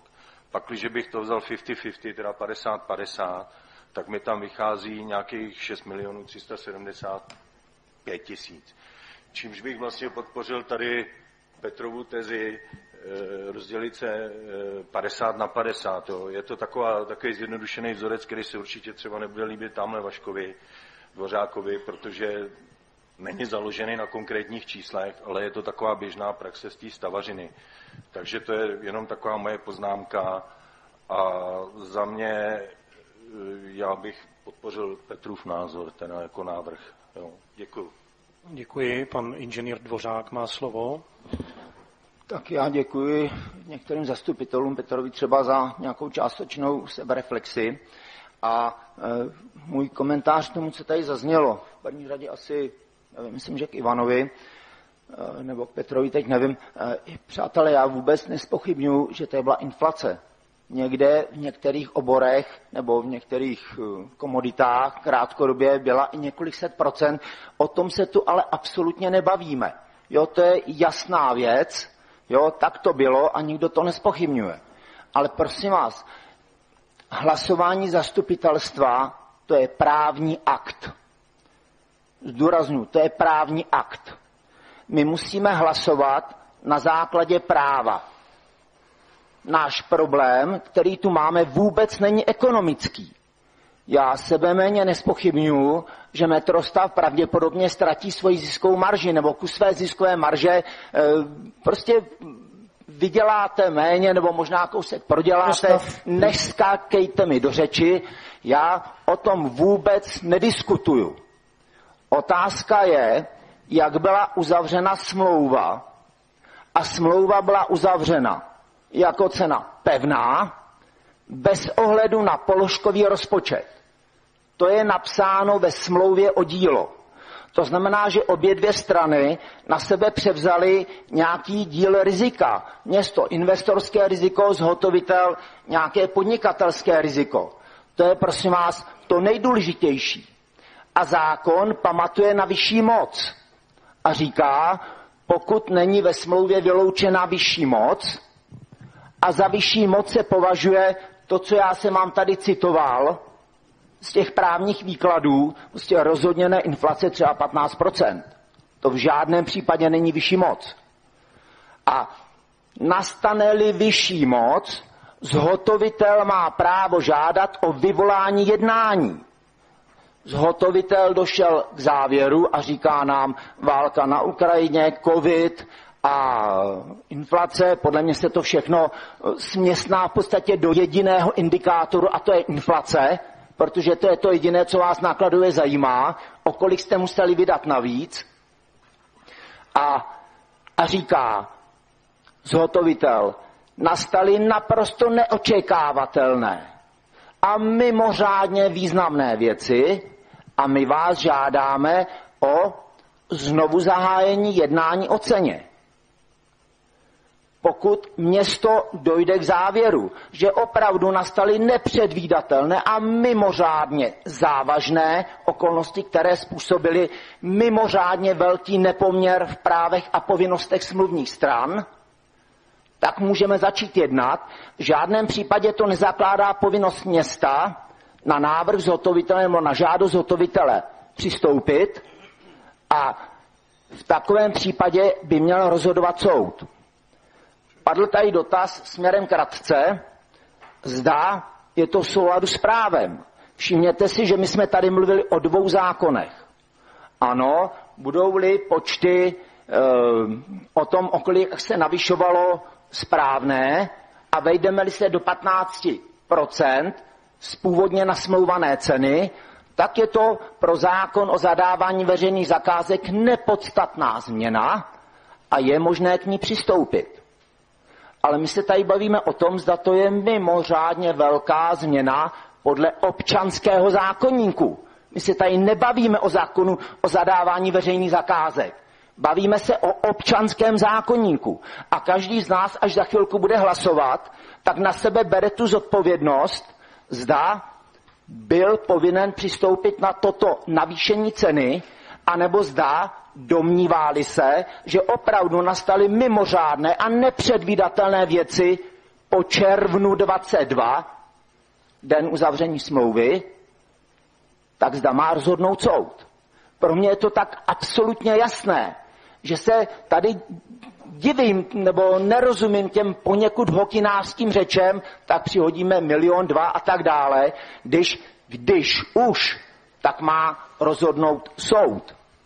A maličkou poznámku k Vaškovi Švendovi nemůže už rozhodnout rada, protože tím, že se to vzalo do programu zastupitelstva, zastupitelstvo si to vzalo do své kompetence a rada byla tím zbavena své rozhodovací kompetence. Děkuji. Tak já děkuji také. Pan zastupitel Wild má slovo. Já bych chtěl trošku oponovat Vašku. Myslíš si, že to, co se děje na Ukrajině, je normální a že nepoznamenalo nás všechny? Že to není situace, která by se měla třeba brát na ní zřetel. Vezměme si situaci státním rozpočtu, že jo? Tam ty ztráty jsou taky. A jak to řeší vláda? Prostě každému veme, že jo? Důchodcům veme, že jo? Každému bere. Sobě ne, samozřejmě. Sobě si ty platy nechali, že jo? Ale jako já si myslím, že je to hodně podstatná záležitost, co se kolem nás děje a poznamenalo nás to všechny. Všechny nás to poznamenalo. Nejen profesně, ale i lidsky. Děkuji. Pan zastupitel Barášek má slovo. Hezký podvečer vám přeji. Jenom pár postřehů k tomu, co tady proběhlo. To, že válka na Ukrajině má své důsledky, o tom nikdo nepochybuje, ale musíme si uvědomit, jestli je to ta relevantní hodnotící kritérium a to, co vede k navýšení té ceny, požadavku navýšení ceny. Ale ještě vstaženo v tom čase, jak uvádí pan inženýr Dvořák, z hlediska data uzavření té smlouvy. Ale mě tady překvapilo ještě 2 věci mě překvapily. Za prvé chápu tu dynamiku toho procesu výstavby, to asi jsem ochoten pochopit. A co už jsem ochoten, na co nejsem úplně ochoten přistoupit, je to, že to podnikatelské riziko přenesu na toho zadavatele. Já když budu něco opravovat, něco stavět a budu to pak chtít pronajímat, tak taky asi ten nájemce bude velmi komplikovaně se mnou pak jednat o navýšení, najde si případně nějakou jinou nemovitost pro nájmu a tak dále. Takže to úplně bych neviděl, jako že to je správný krok. Pane inženýr, nám by se to všechno mnohem líp jako procesovalo, kdyby jsme byli přesvědčeni o tom, že ten parkovací dům bude fungovat na správném místě. To je asi největší jako ten moment, kdy prostě jako všichni tady vnitřně víme, že asi jako to nebude fungovat úplně dobře. Druhá věc je, že byste tady hovořil o tom, že jste udělali lepší projekt, já jsem se tam byl podívat, ale nejsem úplně jako ve shodě s vámi, protože když jsem viděl ten vjezd, který je realizován jedním tím tunelem a ty 90-stupňové zatáčky, které tam budete vybírat jenom, když tam bude dobrý semafor, tak se nejsem úplně jako jistý. A ještě další věc, je to jenom jako jednosměrný, takže tam jako budete velmi obtížně otáčet, tak nejsem si jistý, jestli ten design and build, který byl prezentován jak radou, tak panem starostou jako výhodné řešení právě proto, že má fixní cenu, tak jestli to bylo to dobré řešení. Nemluvím ještě další věci dvě. Jde o to, že toto rozhodně není poslední navýšení té ceny, protože tam nemáme technologie v tom parkovacím domě, pokud vím. Nejsou tam kamerové systémy, není tam ten systém přístupový, takže tam bude další navýšení té ceny. Nevím, jestli to bude zakázka vedle, ale každopádně to bude souviset s provozem toho parkovacího domu. A co mě znervózňuje zdaleka nejvíc je to, že ten parkovací dům bude hlídaný 24 hodin denně. A to bude stát jako hodně peněz ročně. To už jsou pak provozní náklady, které to město musí zaplatit a to mě znervózňuje ze všeho nejvíc. Protože za 10 let to může být třeba 10-15 milionů korun. A úplně poslední věc, pane starosto, jestli jsem dobře pochopil to, co říkal tady pan inženýr z Metrostavu, tak vy jste věděli o tom, že oni budou mít nějaký požadavek na navýšení té ceny? On to tak prezentoval? No, oni s tím někdy v březnu loňského roku nás na to přišli upozornit, že toto riziko tady za určitých okolností může nastat. A my jsme řekli, existují mechanismy, na základě kterých, na základě stanoviska MMR, na základě ÚOHSu, se s tím může veřejný zadavatel popasovat.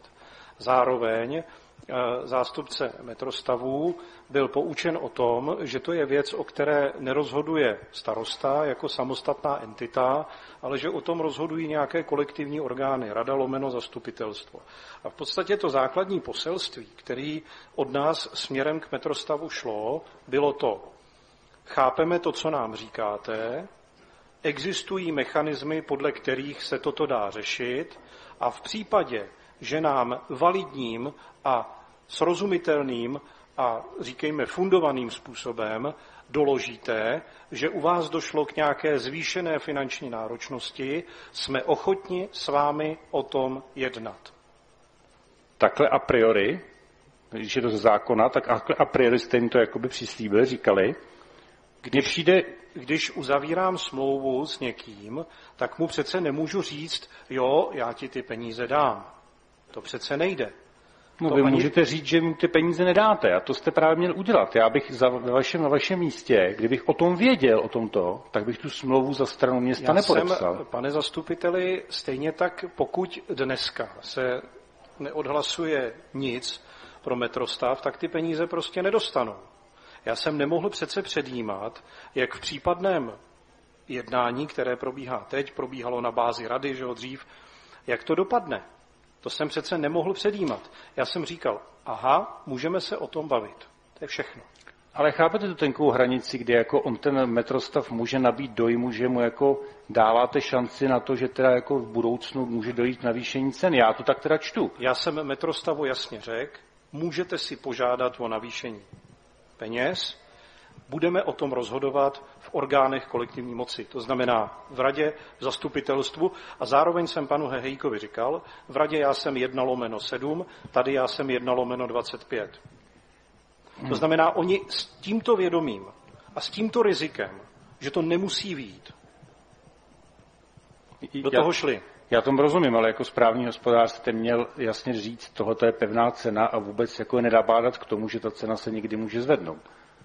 A já, kdybych byl ve vaší pozici... My jsme podepsali smlouvu s pevnou cenou a říkali jsme si, kdyby došlo k nějaké zásadní události, tak jsme ochotni implementovat, nebo respektive jsme ochotni jednat o možnosti implementace vyjádření MMR a ÚOHSu, protože už jsme měli v ruce příslušné judikáty a příslušná rozhodnutí. Kdybych neměl v ruce to, co říká ÚOHS a to, co říká MMR, tak si v životě nedovolím takovouhle věc vypustit z úst. A ještě ke všemu, to, co po domluvě s naším advokátem šlo metrostavu, takové to vyjádření, které v podstatě sumarizuje to, co bylo řečeno. Teď jsem ztratil nic, co jsem chtěl říct. Tomu rozumím, to se mi stává taky. Klidně vám s vámi budu povídat chviličku, aby vám to zase naskočilo. Zkrátka dobře, kdybych neměl tu jistotu, že o tom jednat můžeme, tak rovnou řeknu, máte smůlu, skončíme ten tendr, nepodepíšeme smlouvu, rozloučíme se a my ten tendr vyhlásíme znova, ať nám to dostaví místo vás někdo jiný. A víte, co by se stalo? My bychom to soutěžili a on by se nám do toho někdo přihlásil s těma úplně novejma cenama. A nebavili bychom se o nějakých 11 milionech, nebo 12, nebo 15. Bavili bychom se třeba o 25. A takhle by to vypadalo. Pak by byl třeba důvod ten projekt si zastavit a zrušit, protože parkovací místo za 600 000 korun je prostě pro mě jako moc drahý. No. Co si budeme povídat, je to moc. Víte, co mě akorát trošku vadí v tomto postupu, že v podstatě, a teď mě prosím teda opravte, hodnotícím kritériem toho výběrového řízení byla cena. Asi největším. Já teď nemám teda, nedíval jsem se do rejstříku, a pokud to byla cena, tak pak jakákoliv diskuze o té ceně je pro mě nepřípustná.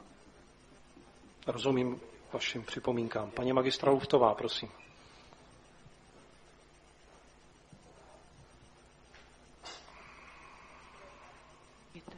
Dobré odpoledne. Jo. Tak dobré odpoledne.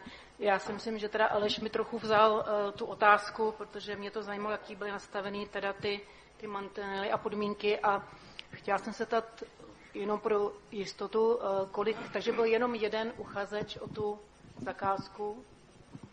Ano, byl to jeden jediný uchazeč a bylo to speciální jednání bez uveřejnění. Nebo paní magistra Škubalá kroutí hlavou, řekl jsem to špatně, omlouvám se. Bylo to uzavřené řízení. Typem zadávacího řízení bylo jednací řízení s uveřejněním, které probíhá dvoukolově. To znamená, že do první fáze, kde se účastníci nebo zájemci kvalifikují, tak jsme měli nabídky od 3 zájemců a potom následovalo finální podání nabídky, kde už potom nabídku podal jenom metrostav. Takhle je to úplně přesně. Děkuji za korekci. Děkuji. A já jsem se právě chtěla jenom ujistit, že když teďka se mění ta cena, co když přijdou znova? Jak říkal tady Aleš, prostě my jsme se tam byli podívat, je to uprostřed, není to hotové, tak jaký je třeba výhled, že budou další více náklady, více práce, jak se k tomu prostě postaví vedení města? Tak předpoklad toho, že se tam vyvrbí ještě něco nepředpokládaného, je v tuto chvíli možná limitně se blížící nule. Tam se bortí nějaká zeď, jste říkal, že tam jsou ještě nějaký... No ale to je věc, která jaksi není součástí toho původního zadání. Vy jste tam byla taky a viděla jste, jak nepěkná ta opěrná zeď je, ta, která je za tím parkovacím domem. To znamená, my budeme stát teď před rozhodnutím, zdali tu stěnu budeme nějakým způsobem sanovat, ať už stavebně technicky, nebo třeba jenom kosmeticky, tak, aby to v rámci toho prostoru veřejného, který tam je, vypadalo pokud možno co nejlépe. To znamená, takovéhle věci ještě mohou přijít, ale už by to neměly být věci nepředpokládaného typu, ale věci, na kterých se jako zástupci města nebo rada města shodneme, že dávají smysl. Děkuji. Pan Hehík do toho chtěl vstoupit. Já jenom k těm věcem, které tady zazněly, zkusím zpětně z hlavy. To, co říkal pan Barášek, já jenom malinko opravím. Rampa je určitě dvousměrná. A jsem na... V jednom tubusu vedle sebe jedou 2 auta jako po silnici. Proti sobě normálně se minou. Na to vy ale nemáte možnosti v těch křižovatkách napojení toho parkovacího domu. Mě malinko jako mrzí, že my trpíme za to, že jsem pochopil, někteří z vás ten parkovací dům jako nikdy nechtěli. A to my samozřejmě nevíme. Neumíme na to reagovat a jsem naprosto přesvědčený, ale to jakože na 1000%, že když dám vedle ten původní návrh Stafferu a ten náš, že jakýkoliv inženýr řekne, že ten náš je lepší. A to jsem jako nepřestřelil. Tím jsem si jako naprosto jistý. K tomu, jestli ještě přijdem. Nebo možná 11,9 není plná částka. Kdyby jsme podle toho URZu vzali všechny ceny, včetně práce, tak jsme někde přes 20 milionů. A to je to, co pan starosta odhadl, kdybyste to soutěžili na novo, tak byste pravděpodobně dostali prostě o těch 25 milionů. Je to skutečně z toho URZu vytáhané jenom ceny za materiál. Ta práce v tom poměru 50 už tady není. Tu neseme my. No, tak jenom, aby to taky jako zaznělo. A my už ničím nepřijdeme. My dneska nejsme v polovině, ten parkovací dům je v podstatě železobeton. On tam nic moc není. Teď tam dáme pár svítidel, doděláme nějakou zámkovou dlažbu, na fasádu dáme tahokov, což je zase železo, prostě pro nás docela nepříjemné komodity. Když klesá železo, zase proti tomu stoupá beton, to vám jako potvrdí každý. Pro nás prostě nepříjemné komodity. A my už nehodláme přijít s ničím. My už jsme si to dneska naprojektovali, odsouhlasili, povolili jsme to, vyřešili jsme problém se sousedem, a my už to jenom dostavíme. To, co tam dneska hrozí za navýšení, jsou věci, které po nás požadujete vy. Když je po nás nebudete požadovat, my je nebudeme dělat. Kamerový systém nebudeme. Oprava té stěny, aby se teda dokončil parkovací dům a to prostředí bylo celkově nějaké přijatelné, nemusíme. Není to součástí našeho kontraktu, není to součástí toho zadání, které jsme nějakým stylem oceňovali. Takže my už nehodláme potom to přijít s ničím, pokud vy nás o to nepožádáte, abychom vám to nacenili a dodali. To je jenom závěrem. To jsme si v podstatě jistí, protože my nejsme v polovině, ale tak v 70%, možná problémově v 90%. My už jako vidíme ten konec určitě čísel. A jenom reakce. Metrostav ne, že tady vydělá méně. Metrostav tady zcela jistě prodělá. A aby zaplatil subdodavatele, aby zaplatil své lidi na té stavbě, kteří vám to tam dělají několik hodin denně, tak bude muset udělat někde ještě jeden parkovací dům, aby si na něm vydělal, proto aby zaplatil tyhle vaše náklady. To znamená, to, že jsme vám tu smlouvu podepsali a ten parkovací dům tady postavíme, a o to jsem také přesvědčen, naprosto vítězství pro Příbram, protože v současné době bude mít jeden z nejlevnějších parkovacích domů. Ale nevím to přepočet na parkovací stání, neumím. Nevím, jestli za městem by to bylo lepší. Neumím. Jsem stavář, stavím zadání. Děkuji. Pan magistr Král má slovo. Já opět jenom úplně stručně a tentokrát se dovolím zeptat pana radního Rotera. On tady hezky s tím pozměňovacím návrhem přišel. Já nebudu dávat pozměňovací návrh, ale chci se jenom, pane inženýre, zeptat vás. Kdybyste měl rozpočet na svůj soukromý dům 10 milionů, v průběhu stavby přišel někdo, že vám to postaví a potřebuje 1,5 milionu navíc, protože něco, reagoval byste stejně podobně? Že ano, je potřeba to zohlednit, já ti těch 1,5 míče prostě dám. Stačí, když mi řeknete ano nebo ne. To nejde odpovědět jenom ano nebo ne. To by bylo tak, jako to je v tomto případě, že by za mnou někdo přišel po měsíci poté, kdyby jsme si plácli a řekl by, a já nevím, co by řekl, nebudu opakovat, že je válka někde, tak by se stalo něco jiného. A řekl by, ale já nejsem schopný, ještě by nebylo možná ani kopnuto. A řekl by mi, ale já to za tu cenu nejsem schopný postavit. Buď se nějak domluvíme, že a nevíme, jak ty ceny za 2 měsíce budou vypadat, ale budeme se dohadovat během té stavby a ono se to opravdu dělo. Když jsem takhle stavěl dům, tak jsem měl úplně jinou cenu na začátku a jinou na konci. Já vám rozumím, já jenom chci říct, že tady padla ta věta, že hrubá stavba je hotová, takže je to ten úplně adekvátní příměr. Jo. Hrubá stavba je hotová a chci po tobě, omlouvám se, ale 1,5 potřebuji navýšit, abych to mohl dodělat. Jo, a já bych se řekl, ale nikdo jsme s tím nepočítali, je to hodně peněz. Vy jste to dál nikdo nevěděl, že přijde tahle neočekávaná, že nám stouply energie o 1000%. A tak míchačka jede 100krát dráž, než měla jet, jakoby třeba, a ta míchačka, co mi přijede s betonem, stojí 3krát tolik, než měla přijet. Já můžu chvilku mluvit, taky tady mluvíme už 2 hodiny, tak proč ještě chvilku si o tom nepopovídat, jo. A takže nemusí to být jedno slovo, nechtějte po mně jedno slovo, když vyprávíte jako 2 hodiny tady o tom, jo. Takže já nevyprávím, pane inženýre, 2 hodiny, já jsem chtěl jenom vědět, jestli byste to doplatil nebo ne. Není to na vás osobně, já za to se omlouvám, není to na vás konkrétně. Ale o tom bodu si tady povídáme už 2 hodiny přesně. Chtěl bych jenom říct, že ve finále by takhle přišel, z té částky, jak jste říkal, teď myslím, jste říkal 10 milionů, že je to 1,5 milionu navíc, protože se něco stalo, spadla kometa, a já bych řekl, no tak ale nikdo jsme tu kometu nečekali, tak já dám 700 pade a vy si 750 odečtete. To je ten můj návrh, kterým já dneska přicházím. A opravdu bych mu to dal. A takhle se to stalo. Ne, samozřejmě nestalo se nic takového hroznýho, ale samozřejmě stalo se, že se najde pod barákem něco podmáčenýho, tamhle je to, nikdo to nečekal, v projektu to nebylo, že mi tam vedlo nějaký starý vedení od ČEZu, nikdo nečekal. No tak jsme se o to museli podělit, protože tenkrát to ten ČEZ převzal po nějaký stavbě z roku 1970 a nikdo vůbec nevěděl, že mi to tam vede po pozemku. A to je realita, to můžu doložit. A museli jsme se teda půl na půl o to rozdělit, kdo to odstraní nebo přeloží mimo můj pozemek. Takže ono se to de facto v mém osobním případě taky stalo. A šel jsem půl na půl. Protože oni za to nemohli a já taky ne. Děkuji.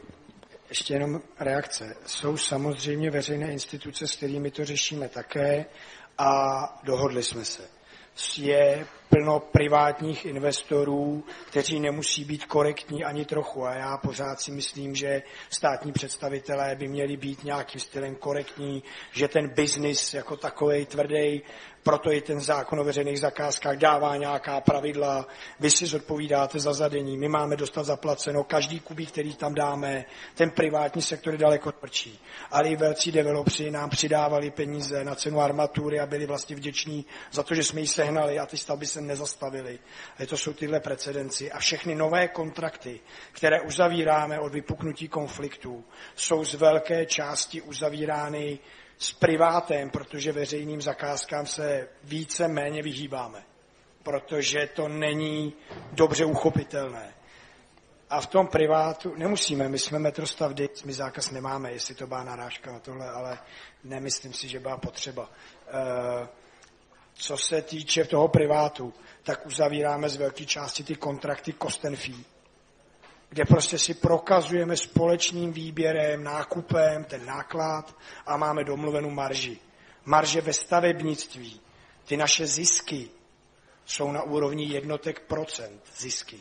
Protože my stavíme za miliardy, prostě jednotky procent z miliard jsou velké peníze v absolutní hodnotě, ale my neprodáváme oděvy s vysokomaržovým věcem. My jsme v jednotkách procent, jestli umíte představit, jestli tu bojujeme o něco na úrovni 13%, kde asi jsme. Tak, vážení, já se do toho v tuto chvíli vložím, protože projednáváme bod číslo 2 z 39. Plus samozřejmě různé diskuze, interpelace, závěr. Já v tuto chvíli navrhuji hlasování o ukončení rozpravy, která bude ukončena v okamžiku, kdy domluví poslední přihlášený do rozpravy. Dávám tedy hlasovat o ukončení rozpravy teď.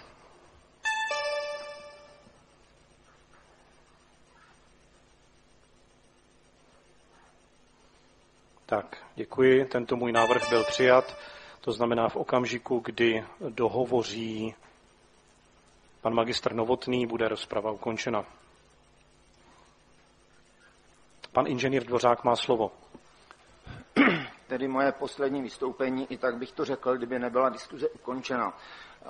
Ke všem zastupitelům, ono momentálně není důležité, jestli se nám ten projekt parkovacího domu líbí nebo nelíbí, jestli tam je projekčně něco dobře nebo špatně, to opravdu v tom bodu, co teďka projednáváme, důležité není. Padlo tady, že Metrostav očekává korektní jednání. Já osobně vycházím z toho, že korektní jednání je to jednání, které je v souladu s uzavřenou smlouvou. Pokud neporušuju smlouvu, jednám korektně. Padlo tady, že bylo tak nějak ústně na jednání přislíbeno případné další jednání o ceně. Pokud rada města, která uzavírala smlouvu, měla v úmyslu případně zohlednit vývoj inflace a v červnu 2022 se rozhodně o inflaci víc než vědělo, tak to mělo být ve smlouvě. Ale smlouva je uzavřena na pevnou cenu. Uvědomme si tento právní moment. Klidně tam mohla být nějaká inflační doložka, ale není tam, je tam pevná cena. Několikrát tady padá, nebo opakovaně tady padá zákon o výběru o zadávání veřejných zakázek. My se nebavíme o tomto zákoně. My se bavíme o občanském zákoníku a zda je-li cena pevná, zda nastaly okolnosti pro vyvolání jednání, anebo ne. Už vůbec bychom se neměli bavit o navyšování ceny, ale jenom o to, zda oprávněně bylo vyvoláno jednání. A když už by někdo měl ten vnitřní pocit, že byť cena byla sjednána pevně a metrostavu to nevychází a chtěl by mu víc vstříc, tak já říkám, nechť rozhodne soud. Abychom tady rozhodovali my, je podle mě na hraně trestní odpovědnosti. A na závěr poslední věta, ať tady naše hlasování dopadne jakkoliv, práce ze strany metrostavu musí pokračovat. Děkuji. Děkuji za vaše vyjádření. Pan magistr Školout má slovo.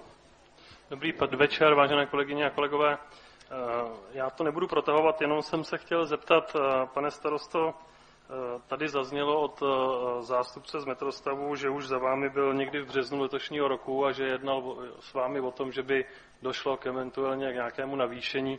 Tak mě jenom mrzí, že vlastně se to dozvídáme až teďkon v září v tomto bodu, že vy, každý zastupitelstvo, a možná mě opravte, já jsem na Dubnovým nebyl, tak jsem to od vás ani na jednom zastupitelstvu nezaslechl. Takže tohle to mě od vás mrzí, že ty informace tady nám, zastupitelům, nedáváte, protože vidíte, že se o tom bavíme 1,5 hodiny a že nás to zajímá. A že kdybychom možná třeba udělali nějaký neformální sezení, tak jsme tady dneska nemuseli být 1,5 hodiny, ale za 10-15 minut to mohlo být vyřešený. A za sebe, vy víte, že jsem členem finančního výboru a tady, jak říkal kolega Martin Buršík, tak jsme se tam jednohlasně shodli na tom, že za sebe taky konstatuju, že to navýšení ceny za mě není dostatečně odůvodněný a kolega, teda zástupce metrostavu, mě dneska nepřesvědčil, takže já nezvednu ruku pro žádné navýšení. Děkuju. Děkuji, pane zastupiteli. První část vašeho příspěvku akceptuji, chápu a v podobných případech v budoucnu se budu chovat tak, aby to bylo vhodnější. Paní magistra Škodová, prosím. Taky ještě jednou dobrý den všem. Děkuji za slovo. Kolega Školout mi v podstatě vzal slova z úst. Já jsem se jenom chtěla připojit k vyjádření kolegy inženýra Buršíka, které zaznělo úplně na začátku, které bylo zřejmě nejkratší a za mě taky dostatečně vysvětlilo i můj osobní postoj.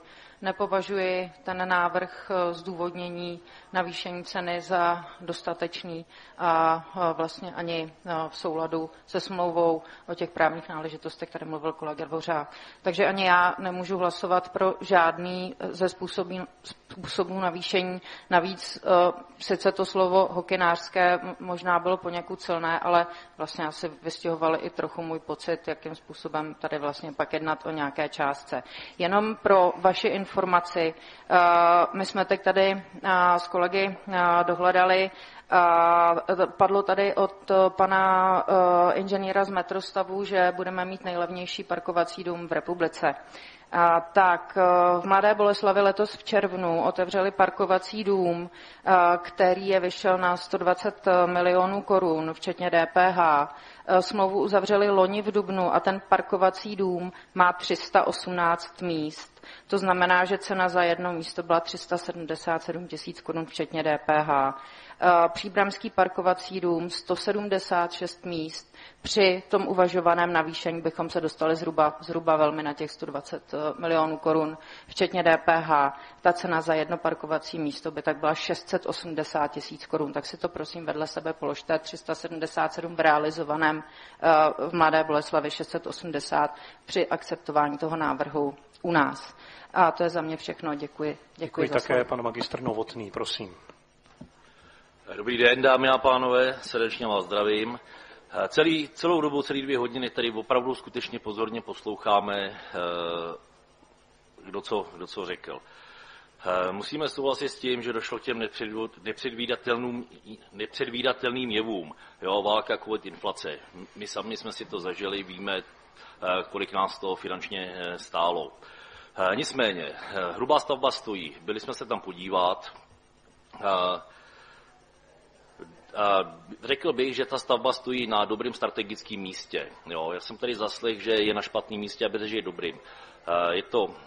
Máme tam odjezd vlaků, odjezd autobusů směr na Prahu, přes polní, co přijedou, můžou tam to svoje vozidlo zaparkovat a v neposlední řadě tam máme náš milovaný finanční úřad.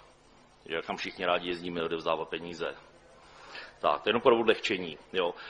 Nicméně nevidím důvod, aby ta stavba se opravdu zastavila. Určitě bych se nechtěl pouštět do žádných soudních sporů. Ta stavba se prostě musí dodělat. Jak říkal tamhle pan inženýr Dvořák, jo, když jednám korektně, jednám podle smlouvy. Jo. To je pravda a musíme se opravdu na to podívat i tak nějak jako lidsky. Jo. Opravdu byly tady ty nepředvídatelné jevy, došlo k navýšení z toho stavebního materiálu a nejen to stavebního materiálu, ale všech energií a podobně. Takže tady bychom se připojili k panu inženýru Rotrovi a podpořili bychom to tou poloviční částkou, jo, prostě PDB 50/50. Nikdo jsme si válku, nikdo jsme si covid, nikdo jsme si inflaci nevymysleli, tak se o to nějak tak spravedlivě podělíme. Jo.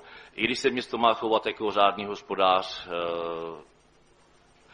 ale následky tak nějak poneseme všichni společně. Jo. To je asi za nás vše, děkuji.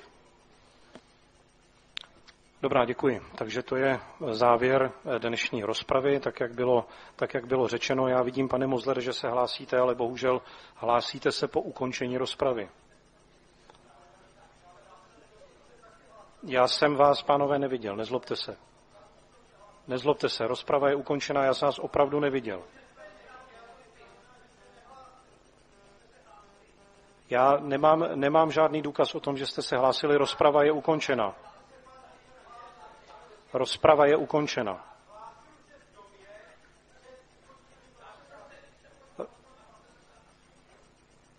Rozprava je ukončená, pánové.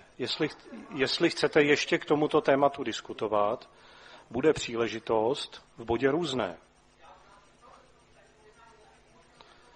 Já se táži paní magistry Novotné Kuzmové, jestli zastupitelstvo může hlasovat o znovu otevření rozpravy.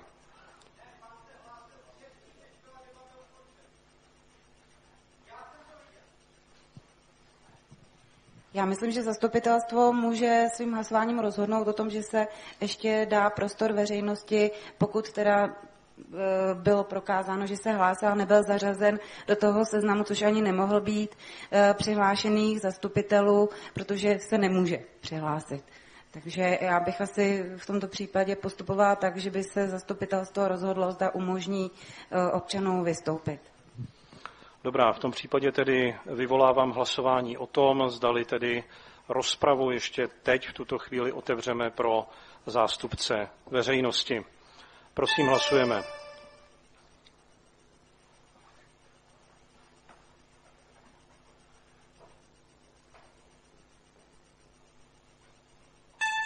Pro 12, proti 0, zdrželo se 11. Rozprava tedy nebude otevřena. Přistoupíme k projednání, respektive k hlasování příslušného ustanovení usnesení, které navrhoval pan inženýr Rotter. Zastupitelstvo města schvaluje změnu závazků podle paragrafu 222 odstavce 4 zákona o zadávání veřejných zakázek, který představuje navýšení ceny díla o 5 950 000 korun bez DPH, což je 50% z výsledné ceny dle změnového listu číslo 2 ze dne 1.6.2023. Prosím, hlasujeme.